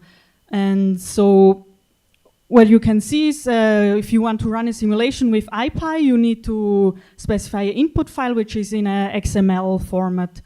And you see here the kind of the first part of the input file where you just need to specify what kind of output you want IPy to give you. So this is, first you specify for the standard output of IPy how much it should output. Here you can also, or if you want some other output, you need to specify what kind of output you want. So in this case, we every 10 steps output the current step, the time, some conserved quantity, and so on. This will all be written to an output file during the simulation. And then we secondly also specify that we want to output a trajectory file which records the position of our particles at every 100 time steps. And lastly, we can, in this case, also output what is called a checkpoint file. And this is in IPy just a file that easily allows you to restart the simulation in case anything has gone wrong. And lastly, we also, of course, need to tell IPy how many steps in total it should run. Kind of the next section in the input file is you need to tell IPy what the forces look like. So IPy itself doesn't know what the forces are, and you need to tell it with which force field to connect. And in our case, we use a very simple force field, a parahydrogen force field for condensed hydrogen. And we specify this here, and we also give it an address with which we refer to it later. Maybe I just make a small comment. If you remember George's presentation, what that thing does, it's just it opens a socket at a certain address, and then any code that will connect to that address will give the forces to IPy. And so what name is there doesn't matter so much. It's just for internal things of IPy, and then any code can do it. Yes, and I mean, in general, you can also connect also to a DFT code to give you the forces, or a machine learned potential, or in this case, we use a more simple force field. And then next part, we need to do some specifications about the system. So we need to tell IPy if you're doing a classical or a PMD simulation. In our case, we first do a classical simulation, which corresponds to just having one single bead. If you remember the kind of the picture of a ring polymer that George showed before. And then we also tell IPy how to initialize our system. So first, how the positions are initialized. We just read them from a file. And then for the velocity, we sample them from a thermal distribution, in our case at 33 Kelvin. And lastly, again, we tell it how to do the dynamics with what kind of forces. And then, of course, in our case, we run simulations at constant temperature and pressure. And so we also tell IPy what the temperature and pressure is. The last section now tells IPy how to run the dynamics. So we run dynamics in NPT ensemble, and then we need to specify all the thermostat and barostats that we have. So first here we have the time step with which to run the simulation, and next we have the thermostat acting on the particles, where tau here is always a keyword that gives you the time scale of the relaxation, or how fast the thermostat or barostat acts. And then we also specify barostat, what kind of, again, the time step, and then since we also need to thermostat the cell volume, we again specify a second thermostat here that acts on the cell volume. With this, we should be ready to run the simulations. So if you go to this folder here, you can just execute the simulation like this. I will also show it here. So yes, make sure to go to the correct folder here. And then first we go into the classical subfolder since we're running a classical simulation. And in here you should have everything you need to run a simulation. So if you just execute this SH file, which should run the simulation.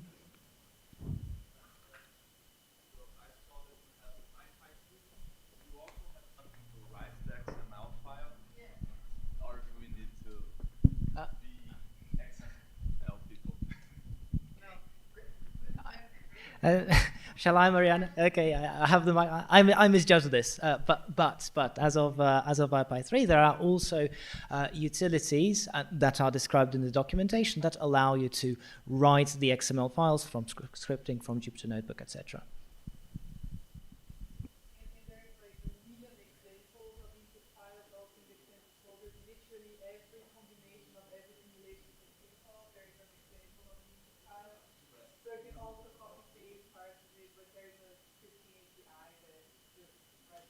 Yeah, I mean, I usually copy over some old input file and do some small modifications to it. So yeah, you can also see the input file here. This is this npt-md.xml file. So this is what we were looking at before. And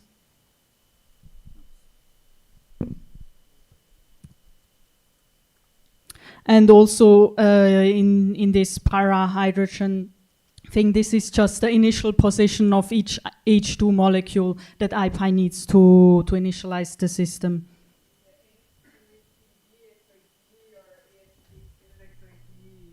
Any format can be read, basically. So yeah. And lastly, we can also look at the run script that we use to run IPy. So first we start up IPy and specify the XML file, so the input file it should use, and also tell it where to redirect any output. And then as a second part, we also need to start up the driver. This is the name we gave to it. We specify some parameters. In our case, the force field needs some parameters, and then we can also redirect the output. Yes, so, and if we want to look how far the simulation has gone, we can also look at the log file. Oops. So in my case, the simulation has already finished. You see it has in total done 10,000 steps and everything seemed to have gone well. Again, if you have any problems, if your simulation didn't run correctly, also let us know, then we can have a quick look if why things have gone wrong.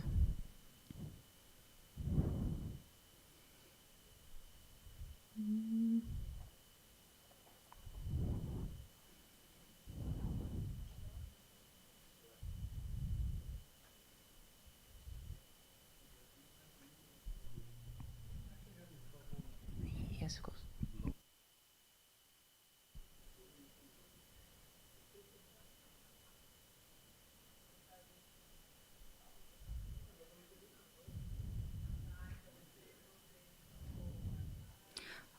Okay, so let us quickly continue. Also, in case your simulations didn't run, you should also be able to visualize things in the notebook. We already provide the correct output.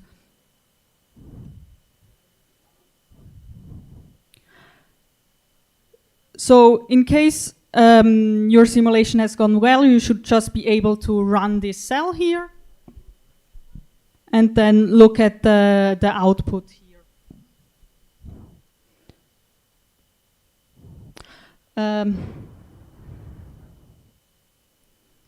Also a comment, if you weren't able to successfully run the simulation, you can just replace this path here, which is classical right now, to output, and then the notebook should read in all the output from from an output folder where we already provide you with all the correct outputs, so you should still be able to visualize everything in the notebook. And what we are looking at here, or during the IPI simulation, we recorded things like the volume, the pressure, or the temperature, and here we are just plotting it as a function of time.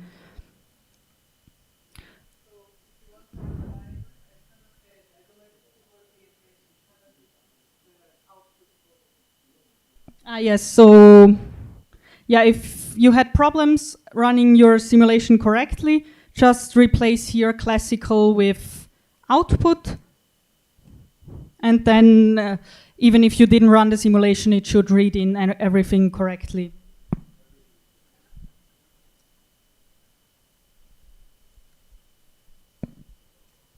And also if we look at this here, we can see if we look at the internal pressure, so we specified a pressure of 50 megapascal, and we can see it relaxes towards this value like within probably the first 0.25 picoseconds. And this actually also corresponds to the time scale that we gave for the barostat of 250 femtoseconds.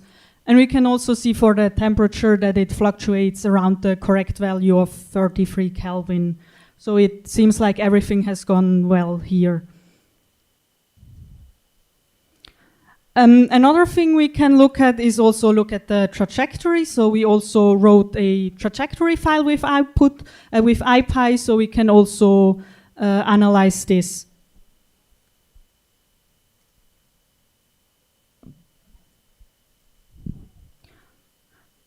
So if you execute the next cell, then you should be able to see here on the left the volume as a function of temperature, and on the right the visualization of how the cell and all the molecules inside of it look like.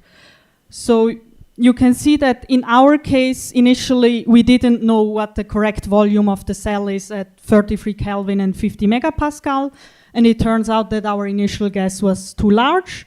And throughout the first couple of time steps, we can see that the volume of the cell contracts a lot. So you can also see this in the right, that the cell contracts. And then afterwards, if you run this, the fluctuations in the cell volume are then very small. So this would be it for the classical MD simulation at constant temperature and pressure. We can also now move on to doing path integrals at constant pressure, unless there are any questions or anything at this moment.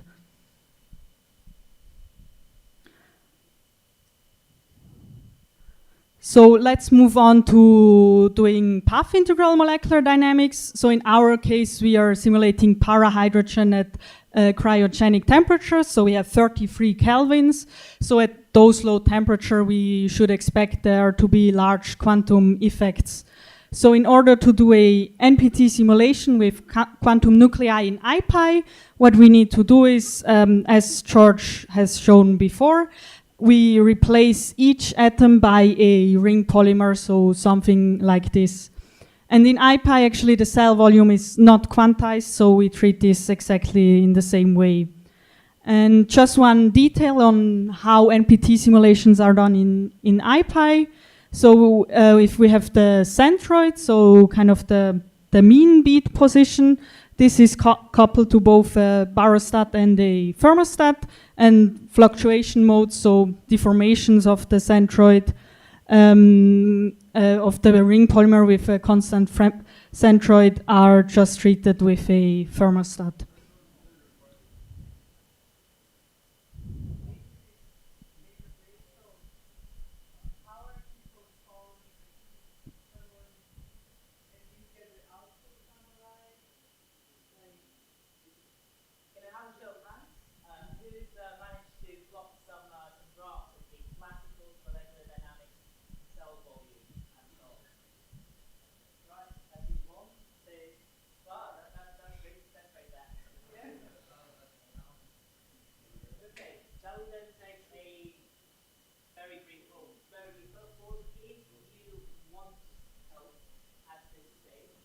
We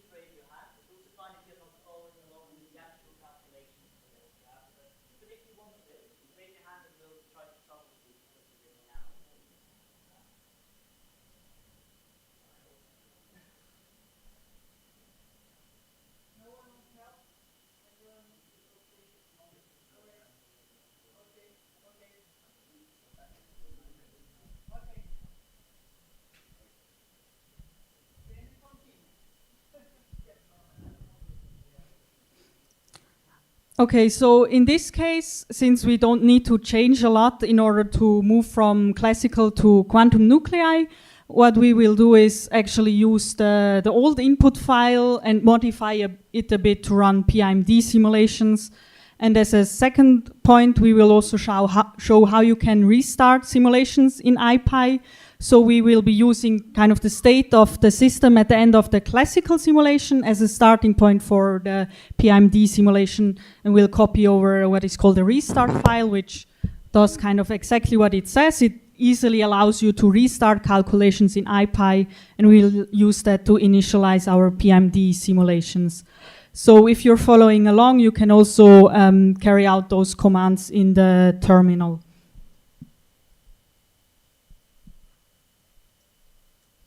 So first we can copy over the input file, which we of course later need to modify in order to run PIMD simulations. You can copy it over to, there is a PIMD folder, and we will also rename it and just put PIMD in the name.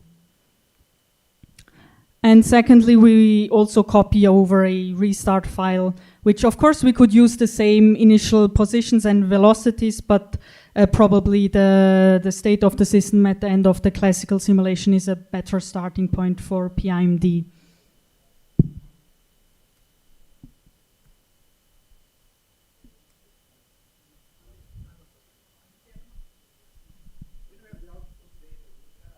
Yes, absolutely. All of the outputs that you produce in these calculations are stored on the virtual machine and on the GitHub repository for this tutorial in the output folder for both this and the next tutorial. So you can look at all of this in your own time later, and you can also analyze these data instead of looking at your own calculation results if something doesn't work there. I saw that you are restarting the path integral calculation from the MD1. So that means that you're using only the centroid position to produce your ring polymers? Is that That's a very good question. So IPy is quite clever like that. When it gets a restart file which has the wrong number of beads, it takes care of either making more beads or contracting the number of beads so that you are running then PIMD calculations with the correct number, not just centroids. Here you will be able to see in the notebook like how the kind of the bead shows up in the simulation. So if you're following along and have copied things over, your PIMD folder should look something like this. Yes, and yeah, we need to do some modifications to the input file. So this is the same input file that we had before for the classical simulation. So we, of course, need to do a couple of tweaks to run PIMD simulations. So one first thing is we can just modify the prefix that we give our output files. This is, of course, not strictly mandatory, but this is just to reflect the fact that we are doing a PIMD simulation. And then a second part, if you remember George's talk, he talked about the centroid virial estimator and that things are a bit more complicated for momentum. So we also need to tell IPy how to calculate, for example, the kinetic energy. And we do this now with a centroid virial estimator.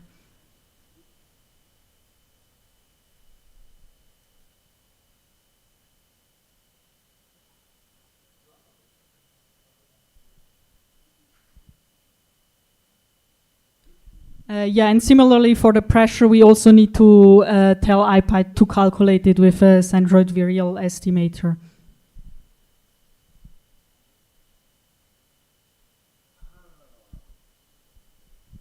Yes, and here we also give the driver a different name. Of course, this is also not strictly necessary, but also here to reflect the fact that we're running PIMD. And then, of course, very important, we need to tell IPy with how many beads to run the simulation. So if we specify more than one bead, we are actually doing a PIMD simulation. So In our case, in order to be able to run the simulations quite easily, we use 4 beats. But in total, you will see that more beats are necessary in the end. And then, if you remember, so we copied over this restart file. So we in the initialize section, need to tell IPy how to use this restart file.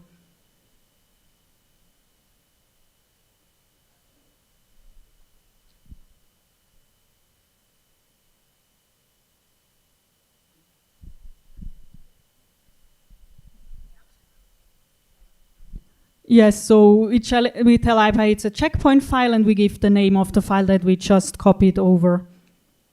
And this should be all the modifications we need to do. So first we changed the prefix of the output files. Then we added a kinetic centroid virial estimator for the kinetic energy and also for the pressure. We changed the address here of the driver. We specified 4 beats. And also we restart the cell positions from a classical file.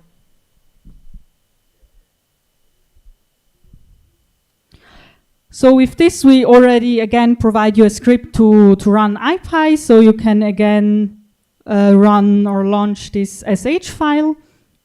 And this should again start the calculation. So we can again look at the log.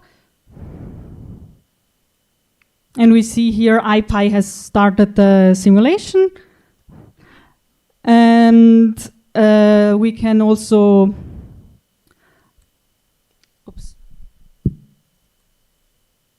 we can also look here at the launch script. So the first line is kind of exactly the same.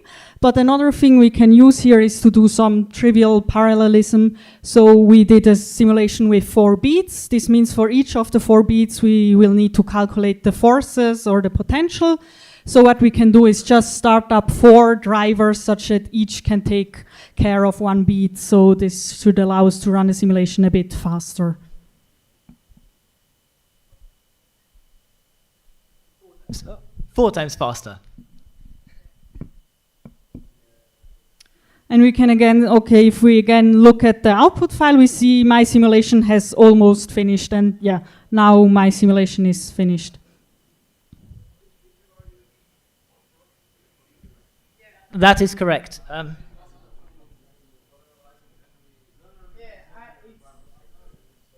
can answer that. So, yeah, so I take it, but so IPy is very clever again on that front. So IPy just says, okay, I have 4, 32, or 128 things like forces and energies that I need to collect in order to move on. Yeah, and then if it has 1 client, it will give the task of calculating these 128 or 4 or whatever many energies and forces and stresses to that 1 client. If it has 2, it will give 64 to each. If it has 4, it will give, yeah. So it automatically manages with the clients it has, how many forces, like how many tasks each one gets. And if you have as many clients as tasks, then it will just distribute automatically 1 for each, and you will do everything as if you are doing all at the same time, okay? It's also like, it's really a server. So if some clients die or, cease to exist, nothing happens to IPy. It just waits until it has a new client and continues the simulation, okay? And also another thing that maybe if people are used to using ASE, for example, for doing some types of dynamics and so on, because of the socket interface, the client, as it calculates each force, energy, stress iteration, the client also never dies, right? So everything that you pay for initialization and so on, you pay only once. And I mean, even if you're, now we really use, machine learning potentials that also have initialization, but they don't have wave functions and things like that you can propagate. But like, in electronic structure codes, you also then take advantage of wave function propagation and everything in each client automatically, because you just have this communication all the time. And actually, ASC has ported over this communication protocol from IPI, and you can also use it in ASC. So.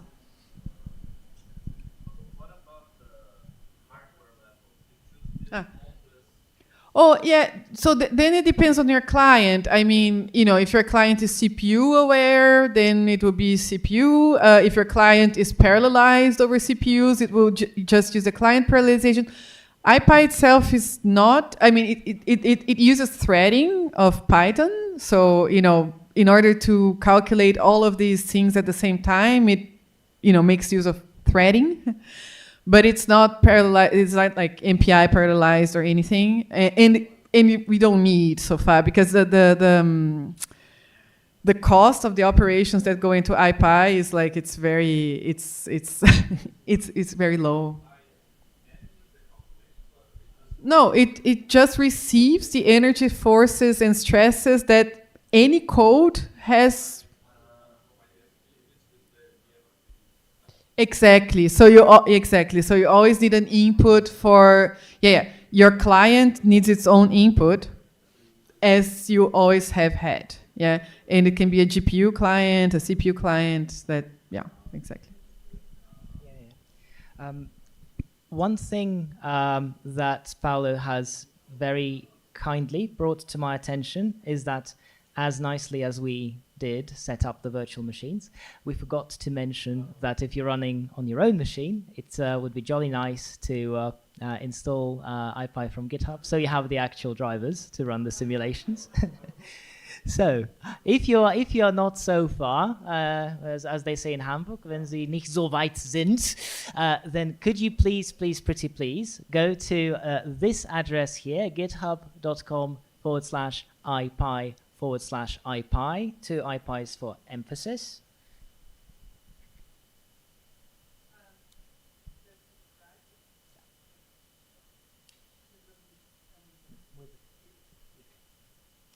And when you go there, and this will shock you, you go to the code button, click on SSH, copy the thing, and do a git clone into a convenient directory on your computer.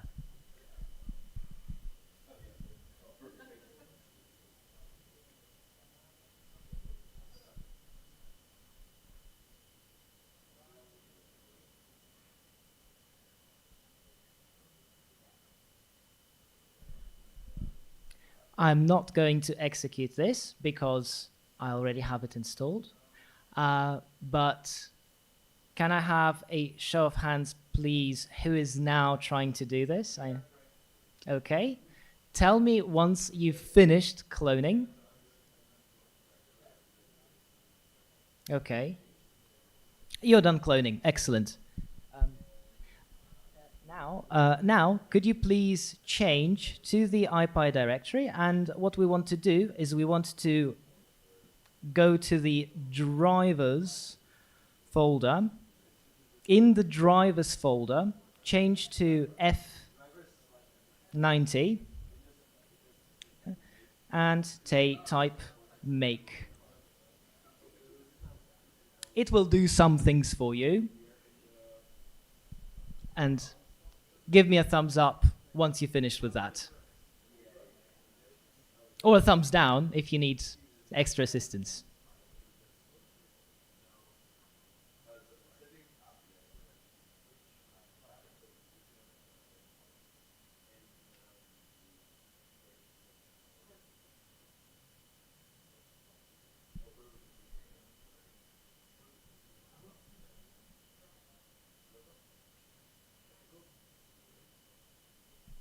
Great. Excellent.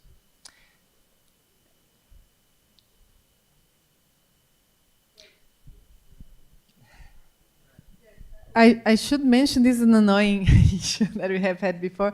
So the PyPy package of IPI, when you install it through, pip install, it installs the whole of IPI, but it doesn't, and it also installs a Python driver client, that has a lot of potentials already inside and so on. It doesn't automatically install the Fortran client because with PyPy that's difficult. And so you only get that if you just clone from the repository and do this. It's useful to test and do like exercises and maybe develop the code. It's not something you need for IPy, you know, like, so that's why we didn't put a lot of effort on that, but like it's very useful for just you to like have fun with IPy or do exercises here today. But yeah, the Python client is the one we use more, you know, yeah, in more things nowadays. So yeah, so that's why there's this little step, but it's not really needed for IPy. It's just.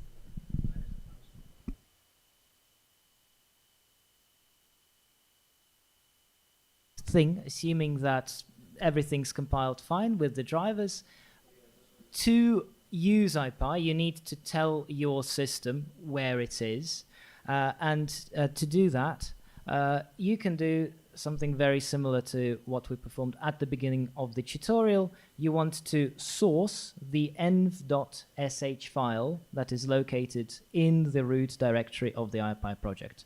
When you do that, it will print a little information message about setting up IPy paths. And once you've done it, you should be ready to go. Thank you.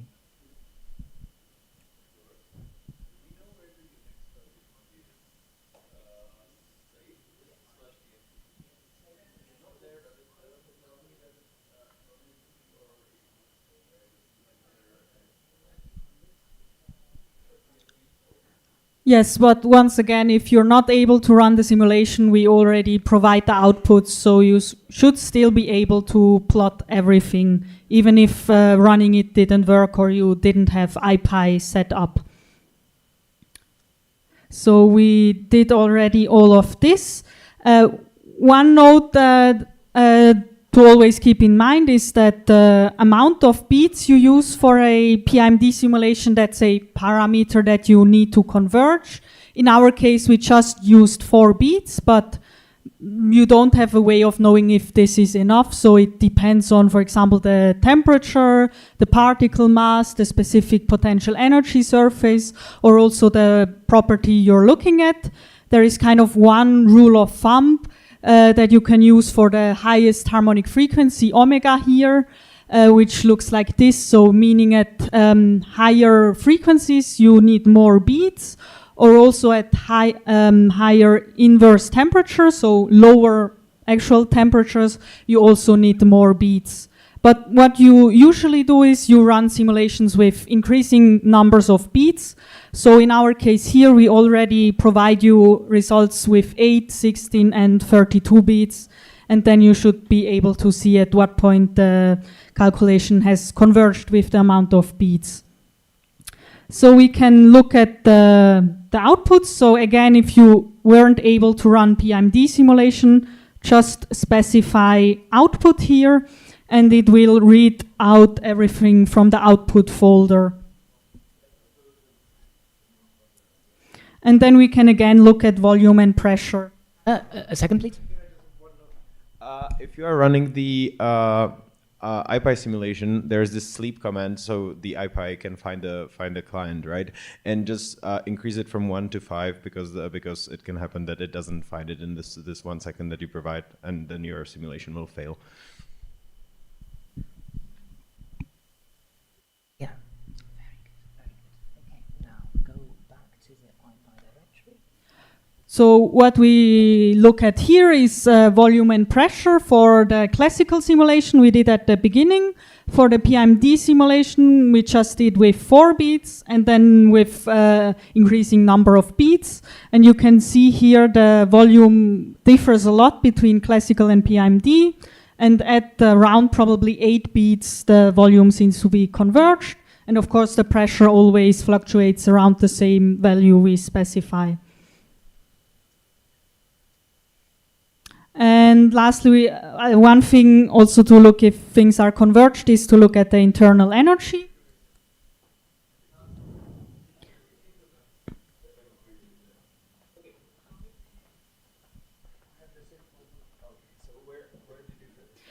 So if you run this cell, what you can see here is the potential energy, the kind of correct way of calculating the kinetic energy, the total potential plus kinetic energy, and in this case, the kind of wrong way of calculating the kinetic energy. So in this case here, we just use the bead momenta to calculate the kinetic energy, and you can see it scales with the amount of beads, which is of course wrong.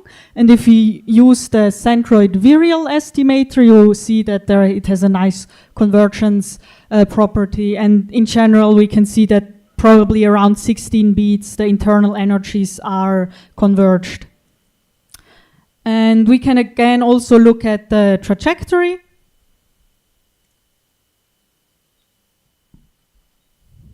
So if you run this, we have kind of the same plot before. You can see we started our simulation from the classical one. This is this case here.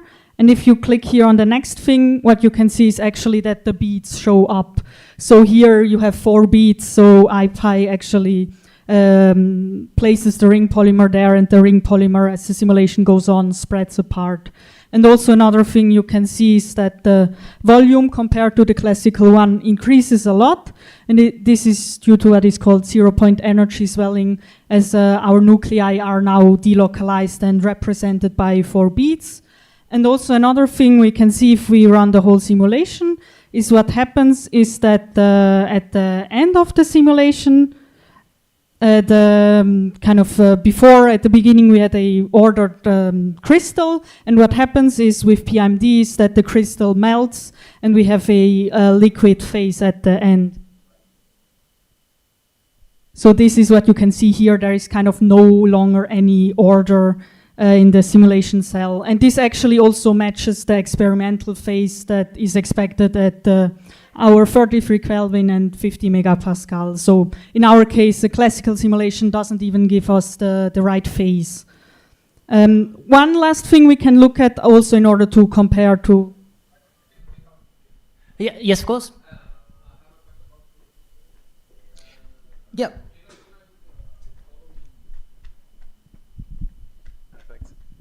I don't know if I lose something, but can I do the following stuff?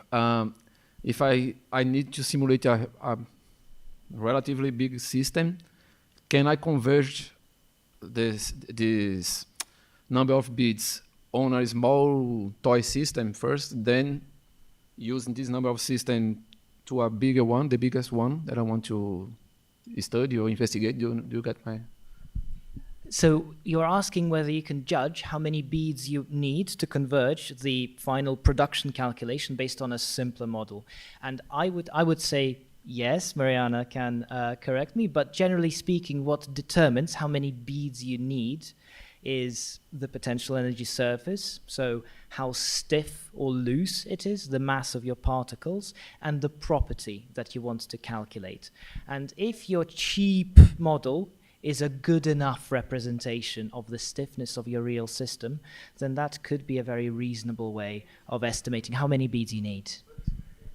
But it is scalable with the size, for example, if I have a... I mean, to try to make a parallel reasoning. Let's say that I have a system with a small defect. So I converge some parameter, for example, the energy cutoff for that system. But now I want to simulate a bigger system. So not only the energy cutoff, but the number of key points, for example. If I increase the system, I can reduce the number of key points. So is it scalable? In this sense, my question is this. I mean, so if I have I want to simulate a specific system, if I can scale the number of beads based on a simpler system. Do you know what I mean? I see. So as you're asking whether as you increase the number of atoms in your simulation, you can decrease the number of beads. Is that the question? No. If you can increase the number of beads. Yes, well, I mean, if you have enough computing power to make use of this trivial parallelization, you can by all means increase the number of beads, and you can also use some tricks that allow you to reach convergence faster with fewer beads that we don't discuss here but are described on the iPad documentation, and there are some tutorials available for that.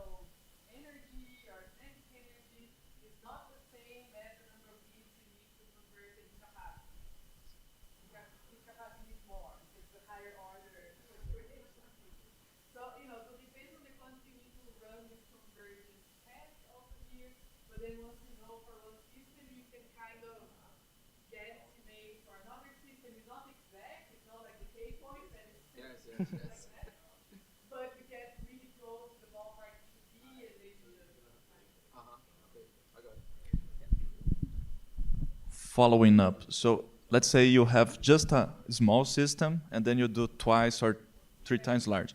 You know the density of bits, but there are different properties that are extensive or intensive that you would need to scale, or is empirical, you test and see what happens, usually.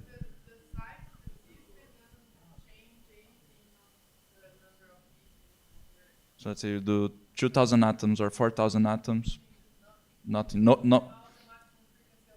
Okay, so there's not any extensive property that you need to increase. Okay, cool. Okay, so as one very last thing, if you run the last cell, we show you how the density looks like for the different simulations. So for the classical one, 4, 8, 16, and 32 beats. And we have also experimental results, which is around 90 kilogram per cubic meter. And we can see very well that the classical one overestimates the density, and then with increasing beat number, we get closer and closer to the correct experimental density. So we can see that, here in our case, PMD is really necessary to simulate here this condensed hydrogen. But with this, we are at the end of the tutorial. Of course, if you have additional questions, you can ask those. But we also have a second tutorial for which we don't have much time, but... But everyone is so keen, they're obviously going to stay extra. That's plenty of time. So thank you very much, Hannah. And now Jorge Castro is going to...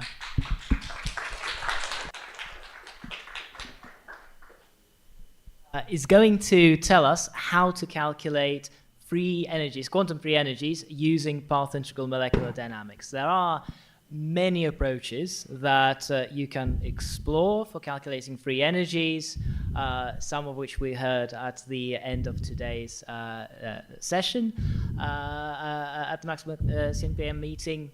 And these, in principle, are also applicable to path integral molecular dynamic simulations. But here we are going to look at tried and tested thermodynamic integration, and we will see how you can incorporate exactly fully anharmonic quantum effects. Testing. It works? Yes, it works. In which... Sorry, I restarted everything. So, well, now we are about to start a new tutorial. So my recommendation will be that it is a good time to set up everything again. If you have got a little bit lost in the previous tutorial, we can restart everything so we can follow along this one. So if anyone has unsolved problems yet, we can help now before we start with the next one, or everyone is fine and we can continue with this new tutorial.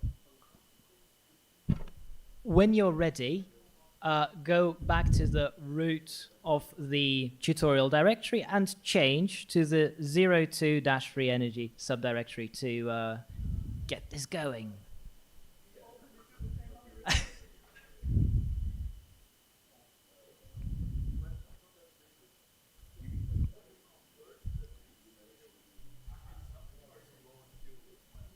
That's actually very fun. And there are some examples of when you use different kinds of extrapolation schemes, like Richardson extrapolations for converging certain properties. This is more common actually with, we're not discussing this here, but another kind of path integral calculation, instanton calculations. So this is a possibility, but equally you could, like, there are scaling laws for the errors in different quantities. They will be different for different quantities. I think energy is quadratic, for example, in the number of beats, and you can use that. It's usually a power law, yes.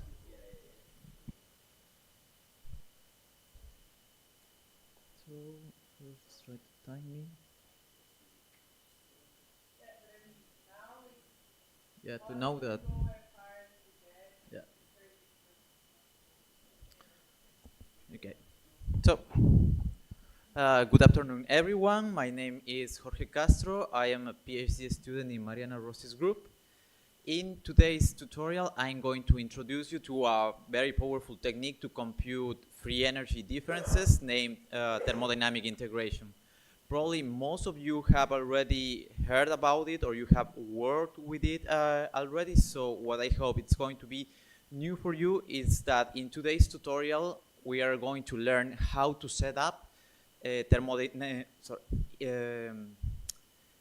integration calculations in IPy to compute free energy differences that account for anharmonic corrections and nuclear quantum effects.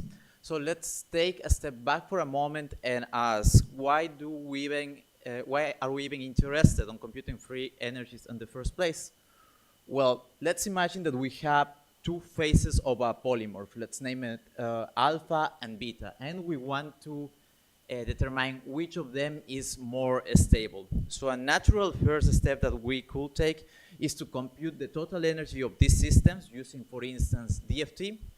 And it turns out that alpha has a lower total energy than beta. Then we can say alpha is more stable. End of the story, right? Well, not quite, because as soon as we have a finite temperature, then the total energy becomes just a part of the equation, while the free energy is much more telling because it has the contributions of the total energy, but it also has contributions from the entropy, which will lower the value of the free energy with respect to the total energy. This is just first-year thermodynamics. So the simplest way to incorporate finite temperature effects into the calculation of free energies is the so-called harmonic approximation. In this picture, our system is modeled as a collection of harmonic oscillators. Each vibrational mode will contribute to the free energy depending on how wide or how narrow it is. Broader mode will allow for more vibrational movement that will give more entropy contribution, and therefore it will lower the value of free energy. Another consideration that we should take into account is that, well, atoms are quantum particles. So even at zero temperature, we are going to have atoms moving due to 0-point motion. This effect is especially important in light atoms like hydrogen, and the 0-point energy will increase the value of free energy. This is an effect that we cannot simply capture by using classical approaches. Moreover, the harmonic approximation may be convenient due to its simplicity, but in real life, just very few real systems are purely harmonic. Most of them has some degree of anharmonicity. The anharmonicity allow for our system to further explore free energy landscapes, which will increase the entropy contributions, and they will further lower the free energy. So you get the idea. If we rely on purely total energy, on total energies, or even on harmonic free energies, we may be at risk of making the wrong assumption about the stability of these systems. So the correct answer requires us to compute free energies that account for both anharmonic contributions and nuclear quantum effects, and that is the motivation for today's tutorial.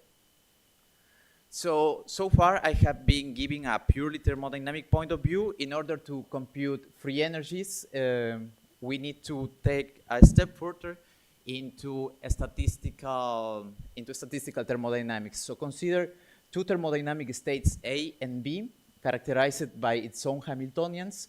The free energy difference between these two systems is given by, this expression, where Kb is the Boltzmann constant temperature and Z is the partition function for the corresponding state. Why have we switched now to free energy differences instead of looking to the absolute values of free energy? Will become clearer soon. For now, it's important to say that the partition function for a given state is an integral over all the possible configurations and momentum weighted by the Boltzmann factor. If we will be able to solve this integral exactly, we will have direct access to our free energy differences. However, for real systems, this is usually analytically intractable, so we have to rely on numerical techniques like molecular dynamics or Monte Carlo to compute the free energy differences. And still, we need to put this equation in a way that is accessible for molecular simulation.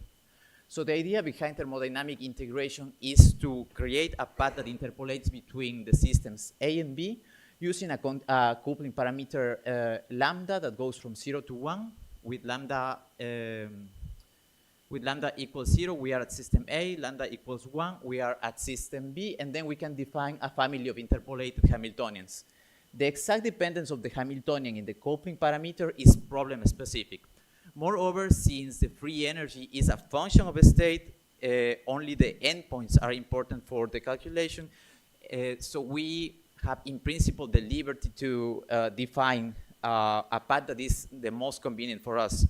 And in principle, we can use either the kinetic or the potential term in the Hamiltonian to define the interpolation between these two states.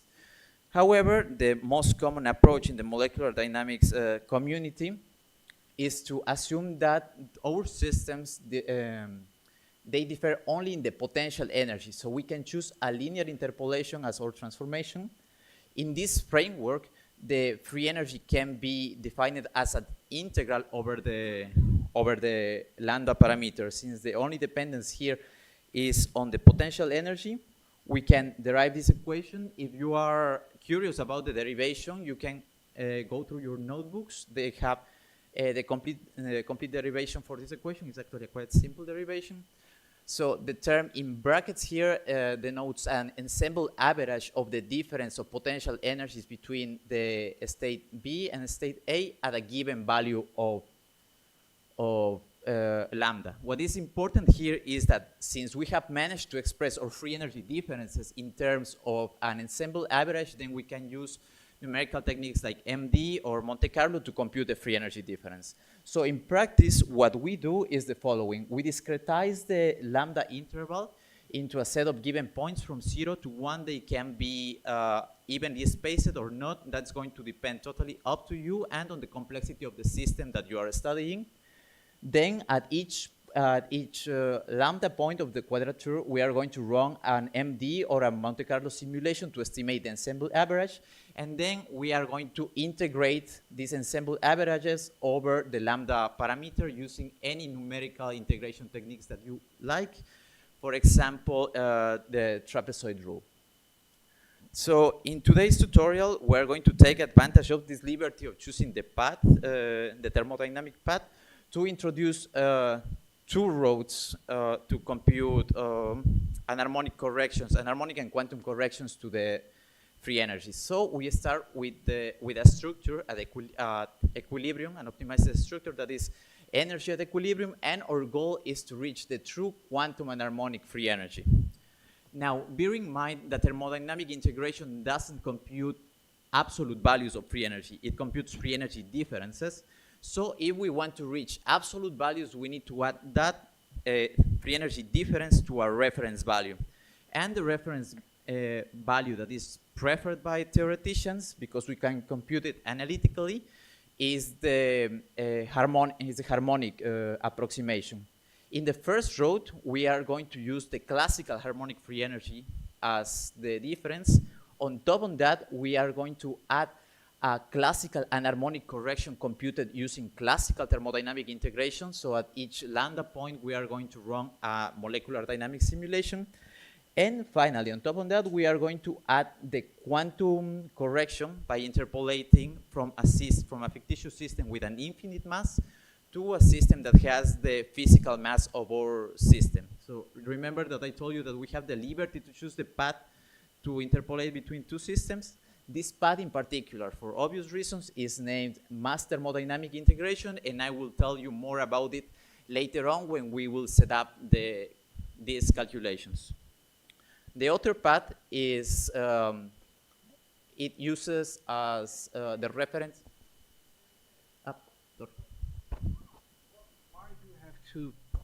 Why do you have to break it into two steps? Why not going directly from classical to quantum? Where? Here. Is there any numerical advantage? Well, first we need to start from here because we need a reference, right? So what we can do in the other path is that, well, we start with a quantum reference, and from here we do path integral molecular dynamics thermodynamic integration, and we arrive to this one. The reason why we break it here is because it may be simpler for some systems to first converge the anharmonic contributions in a classical setup, and then add the quantum contributions. But that is going to be very problem dependent, I would say.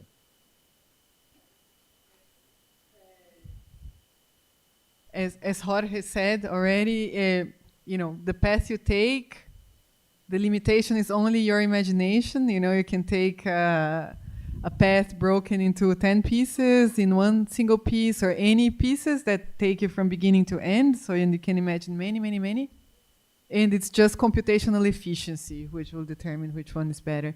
And yeah, I mean, it's just so that exactly as he said, the anharmonic corrections, if you do it directly in the quantum part, the cost of the calculation is really high. So you might never finish it. So it's way more efficient to converge that classically, and then just because the last part is not perturbative but almost, so the integrand is super flat, as you'll see, and it's super fast to integrate. Otherwise, it's a bit crazy. But different problems call for different paths. Okay, so in today's tutorial, now we are aiming to complete this road. Probably the second one will be homework for you. So let's go to the first road. We are going to use the following system during this tutorial. We have used a simplified and rather didactic model of an hydrogen atom being absorbed on a surface. So we have broken our potential energy in two terms. The first one is a Morse potential along the z direction. This simulates an harmonic bond with the surface, and the second part in the x and y directions is just a harmonic potentials to simulate the preference for a particular absorption site and lateral confinement. The parameters here stand for the the dissociation energy, the bond length at equilibrium measured from the surface, the bond stiffness, and finally K is the harmonic constant of the lateral harmonic oscillators. You can take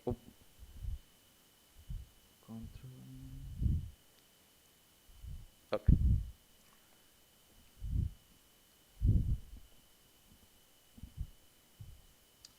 Technical issues. Yeah. Okay, so we can take a look at our potential. This is a didactic cell. You can, in principle, play with these parameters here, but these are the parameters that we are going to use during this tutorial. So if you run this cell, it will plot the potential, this potential energy surface in the XY plane, and this Morse potential, that is where we are going to be playing around along the Z direction. Some of you may have noticed that this doesn't exactly look like a Morse potential, and you're right, it doesn't have the dissociative tail. This is a quartic approximation for a Morse potential that for the purposes of this tutorial is quite convenient, because right now we don't need to worry about unbounded states. And it still gets the right physics for the Morse potential, and it is still quite anharmonic. So the first step to compute our free energies is to calculate the harmonic reference. For the theory behind the harmonic approximation, you can go through your notebooks. What it's important here is to know that what we are going to do next is the following. First, we are going to optimize the geometry of our system.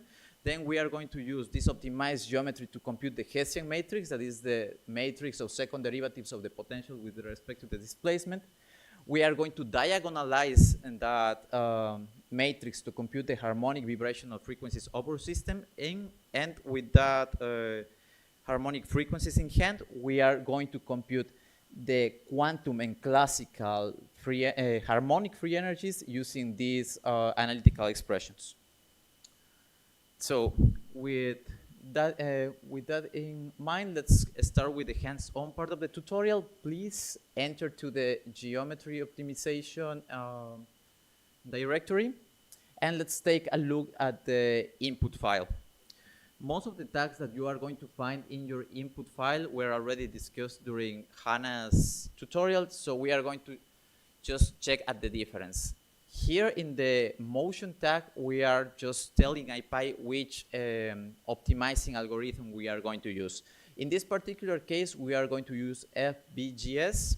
If you want to know more about this optimizer, there's a link in your notebooks, all together with a link to the IPy manual for more options on optimizing algorithms. So now we can close this input.xml file, and we are going to run the geometry optimization. So you just need to run this command here.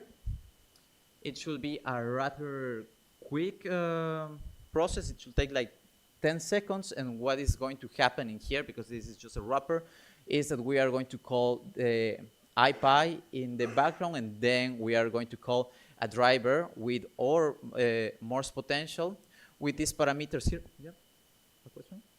No. With these parameters here standing for the dissociation energy, the stiffness of the bond, the equilibrium bond length, and the harmonic constant in atomic units. So by now, that simulation should be ready, so we can proceed to visualize the convergence of the geometry optimization. So this cell will will load the output files of the geometry optimization, and your plots should look exactly like this. If not, you can switch the path to outputs to load the data that has been already pre-computed for you for the purposes of this tutorial. So here you can see the potential energy at each optimization step. It goes down as expected in a geometry optimization. What is important here is this plot over here. This is the force modulus, and that is what actually IPy cares about to define the geometry optimization. So you can see that after 15 steps, we have gone below our force threshold. So our geometry is the force in our structure is minimal, so our structure is minimized. Now that we have an optimized structure, we can use it to compute the Hessian matrix. So please navigate to the harmonic approximation directory.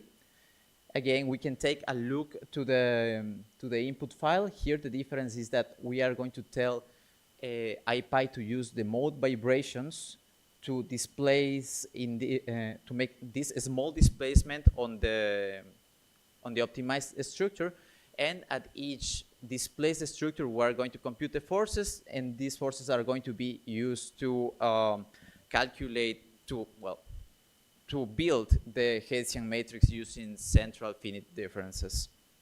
So before we run the calculations, we are going to need an initial file, an initial geometry, and that geometry is going to be, of course, the optimized geometry. So with this command over here, you can introduce it, and you are going to create a symbolic link to the optimized geometry. If you are done with this, please just run this command, and IPy will compute the Hessian matrix for you. Is everyone following up to this point? Yep. Yeah, the numbers on the slide are from an early iteration. They're not going to match your runner script. Your runner script is correct. Oh. Yeah, ignore these ones. Okay.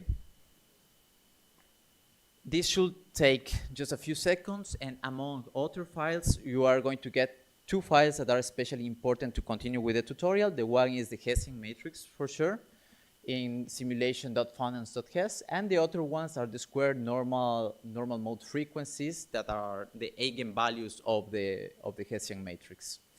Now we are going to use the Hessian matrix to reconstruct the harmonic approximation to the potential energy surface, and that is what we do in this cell. We are just going to load the output file phonons.hes, and we reconstruct the potential energy surface. So here you can see that at the minimum, the harmonic approximation is actually a quite good approximation, but as soon as we start moving away from the minimum, then the anharmonicity starts to kick in, and that is essentially the reason why we are going to need to do thermodynamic integration later on. Also, we can compute the vibrational frequencies of our system by loading the phonons.eigenval. We square root the modes, and here this cell is going to convert the frequencies into units that we are more familiar with. So we can see that we have the generated values in X and Y due to symmetry. And this one is the value that is different, because in the Z direction, we have the Morse potential. There is where the anharmonicity comes in, and all of corrections to the free energy are going to be focused in this direction. With those frequencies in hand, we can plug them into these Python functions that are essentially the same analytical functions that I showed you before. And with this wrapper, we are going to compute the harmonic references.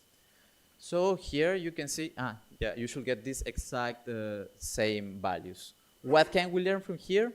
The quantum harmonic free energy is larger than the classical harmonic free energy, as expected due to zero-point energy contributions.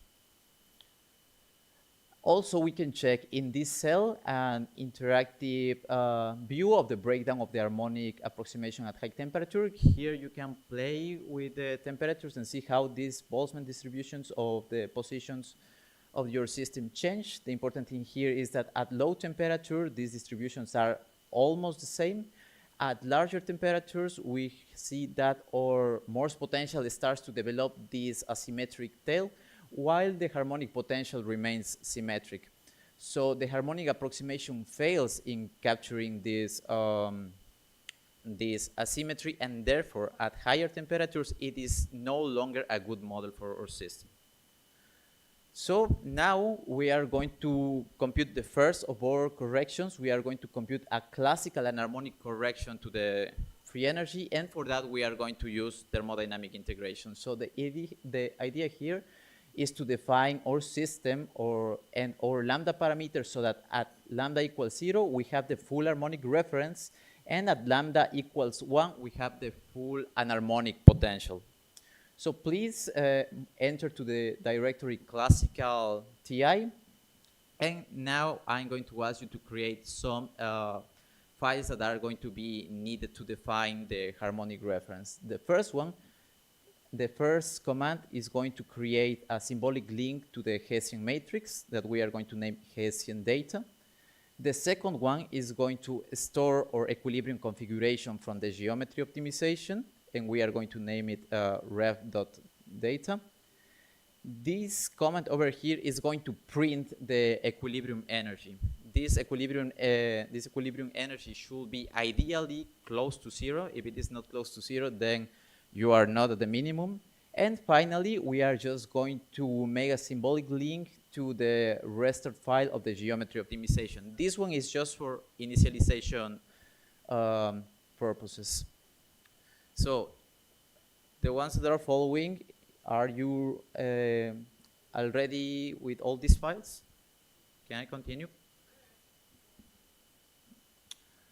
So now it's important, now please enter to the input.xml file, and here I will ask you to make some changes to define the harmonic reference. So please navigate to harmonic PES, and in the dotted lines you are going to change the names. Here in Hessian file you are going to write the name of your Hessian file, here the name of the reference structure, and here the value that you just printed out. Since this value is ideally very close to 0, for practical purposes you can just write 0. So your input file should look something like this.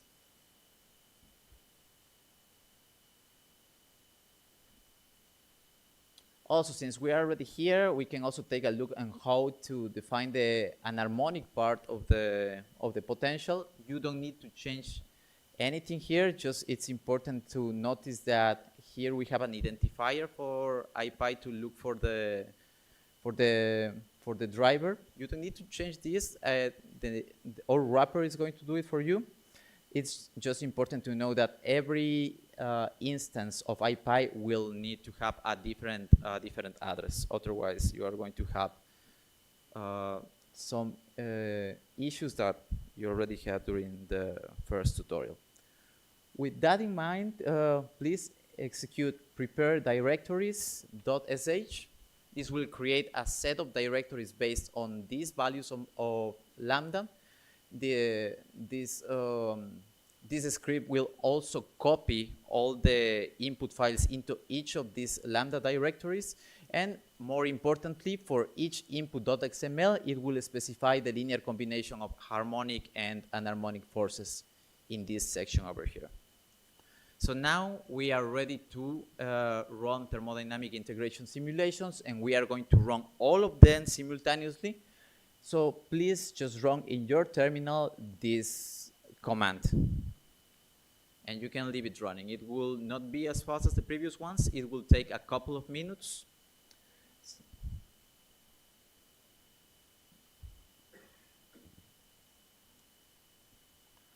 So once you have run those simulations, these values of difference of potential energies will be written in each directory in the POTS file. So what we can do is running this cell. This will load all the POTS files. It will extract these values of difference of potential energies. It will compute the averages for each value of lambda, and it will plot something that looks like this. whenever you plot the results of your simulations, you will have something that looks like this, but the errors are going to be slightly larger because those simulations are actually shorter than the ones that we have here. So you can change the path to outputs, and then you will get the data, this exact data for this plot. So now we have the integrand. We just need to integrate it. And that's what we do in this cell. So we use the trapezoid rule to integrate the previous curve, and that is going to give us the anharmonic correction to the free energy. That, as expected, is a negative contribution since we are actually lowering the value of free energy due to entropy contributions. So now we can continue to the, yep, continue. Again, we can continue to the, okay, so we can actually finish the master hemodynamic integration. We are going to go to the master hemodynamic integration now to give the quantum contribution to the free energy. So the master hemodynamic integration allows to interpolate smoothly between a classical system with an infinite mass to the quantum system with the true mass. And we do that by introducing a mass scaling parameter G, where MO is the physical mass of our system, and this parameter mu is a fictitious mass that is used in each quadrature point. G goes from 0 to 1, so it is equivalent to use the lambda parameter in the previous scheme. So when G is equals to 1, then mu is the physical mass of our system, and when G is equals to 0, then mu is infinite. And the free energy difference between the classical system at the limit when G goes to 0 and the quantum system when G is equals to 1 is given by this expression, where the first term here refers to the quantum kinetic energy calculated using the centroid virial estimator that George explained at the beginning of this tutorial, using a mass scaled by G. And this term over here is just the classical value of kinetic energy that we know has a closed form for a system with F degrees of freedom. So to illustrate the idea behind the master hemodynamic integration, we can analyze the analytical values for the free energy for a harmonic oscillator. The line over here is the free energy for the quantum harmonic oscillator, and the line here is for the classical harmonic oscillator. So the idea is the following. When we have a finite mass, the partition functions or the quantum partition function and the classical partition function are actually quite different, and they are going to yield very different values of free energy. Here, the quantum free energy, as I said before, is going to be larger than the classical one. But something very interesting happens as we go to G0. That is, when we go to the limit of an infinite mass. And what happens is that the partition function of a quantum system with an infinite mass matches with the expression of the partition function for a classical system also with an infinite mass. So in this limit, we are going to obtain an expression for the free energy, for the quantum free energy, that matches that converges to the expression of the free energy for the classical system. In this way, we can interpolate between a classical system with an infinite mass and or quantum system with a true value of the mass. So we can set up the mass thermodynamic integration. If you go to mass TI directory and you open the input.xml file, first you are going to notice that we don't have two sections of the force anymore, only one, since now we are not we are not interpolating between potentials. The important parameter here is the mass. The mass here is going to be the scaled mass mu. And also notice that a different mass also changes the time scale of our simulations. So the time step of the simulation should also be scaled by 1 over the value of g. So starting with a value of 1 femtosecond for the unscaled mass, we have to divide for each value of g and scale also the time step. Since we are using a thermostat, we should also scale the tau value of the time step value of the thermostat. And finally, we also need to scale. We need to change the number of bits according to g, since in the quantum limit we are going to need more bits than in the classical limit. So in your directories, we have determined an ideal number of bits for each value of lambda, or well, for each value of g. And that is what is going to be set up in your input.xml file if you run this command over here. So we are definitely not going to be able to run these simulations today, and it was not the plan either. The plan is that you can load the data that has been prepared for you, and we are going to compute this term. This is Jorge, what we extract. 1 second, please. We have a question from Alessandro. So how can you determine a priori what is the scaling of the number of beads? Can you do that as well, or you just decrease or increase by just ad hoc numbers? Can estimate the number of bits required for your quantum system using this rule of thumb based on the maximum frequency of your system, and from that you can go backwards and reduce the number of bits. Yeah, because the force constants in you're not changing the potential, you're only changing the masses, the frequency scale accordingly. So okay, so once we compute these terms, this term we extracted from the simulations. This term we can know it beforehand because we can compute it analytically. And that's what we do here. By running your simulations, you should be able to reproduce this exact plot. And this is the data in outputs. So we have this integrand. We integrated using the trapezoid rule.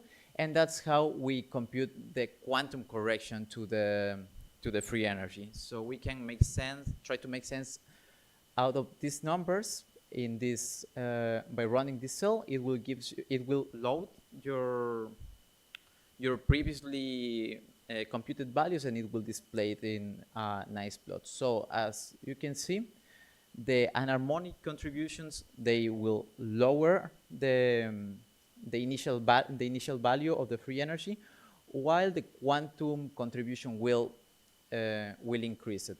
What we have here as dashed lines are the exact values calculated analytically for this system.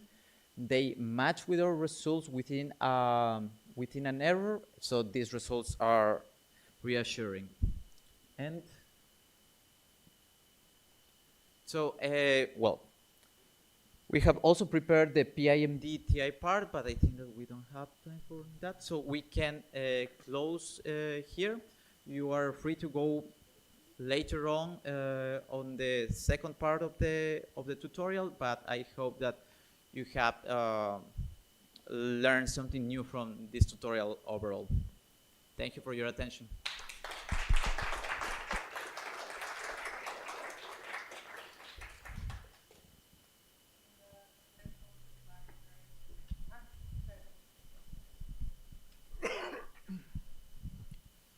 Can you do this correction for a transition state? What would be the changes that you would need to do?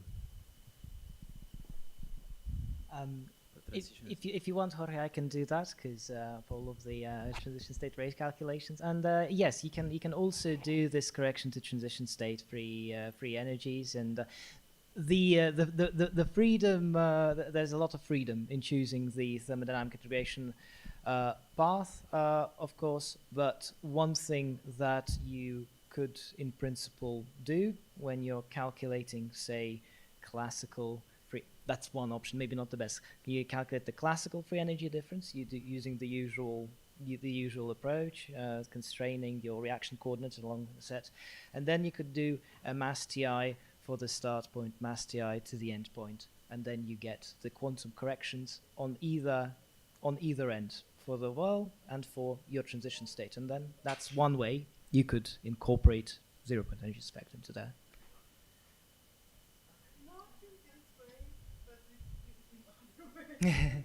Not in this way. We did, we did it directly with PIMD for everywhere. Whether it's necessarily the best way, I'm now starting to.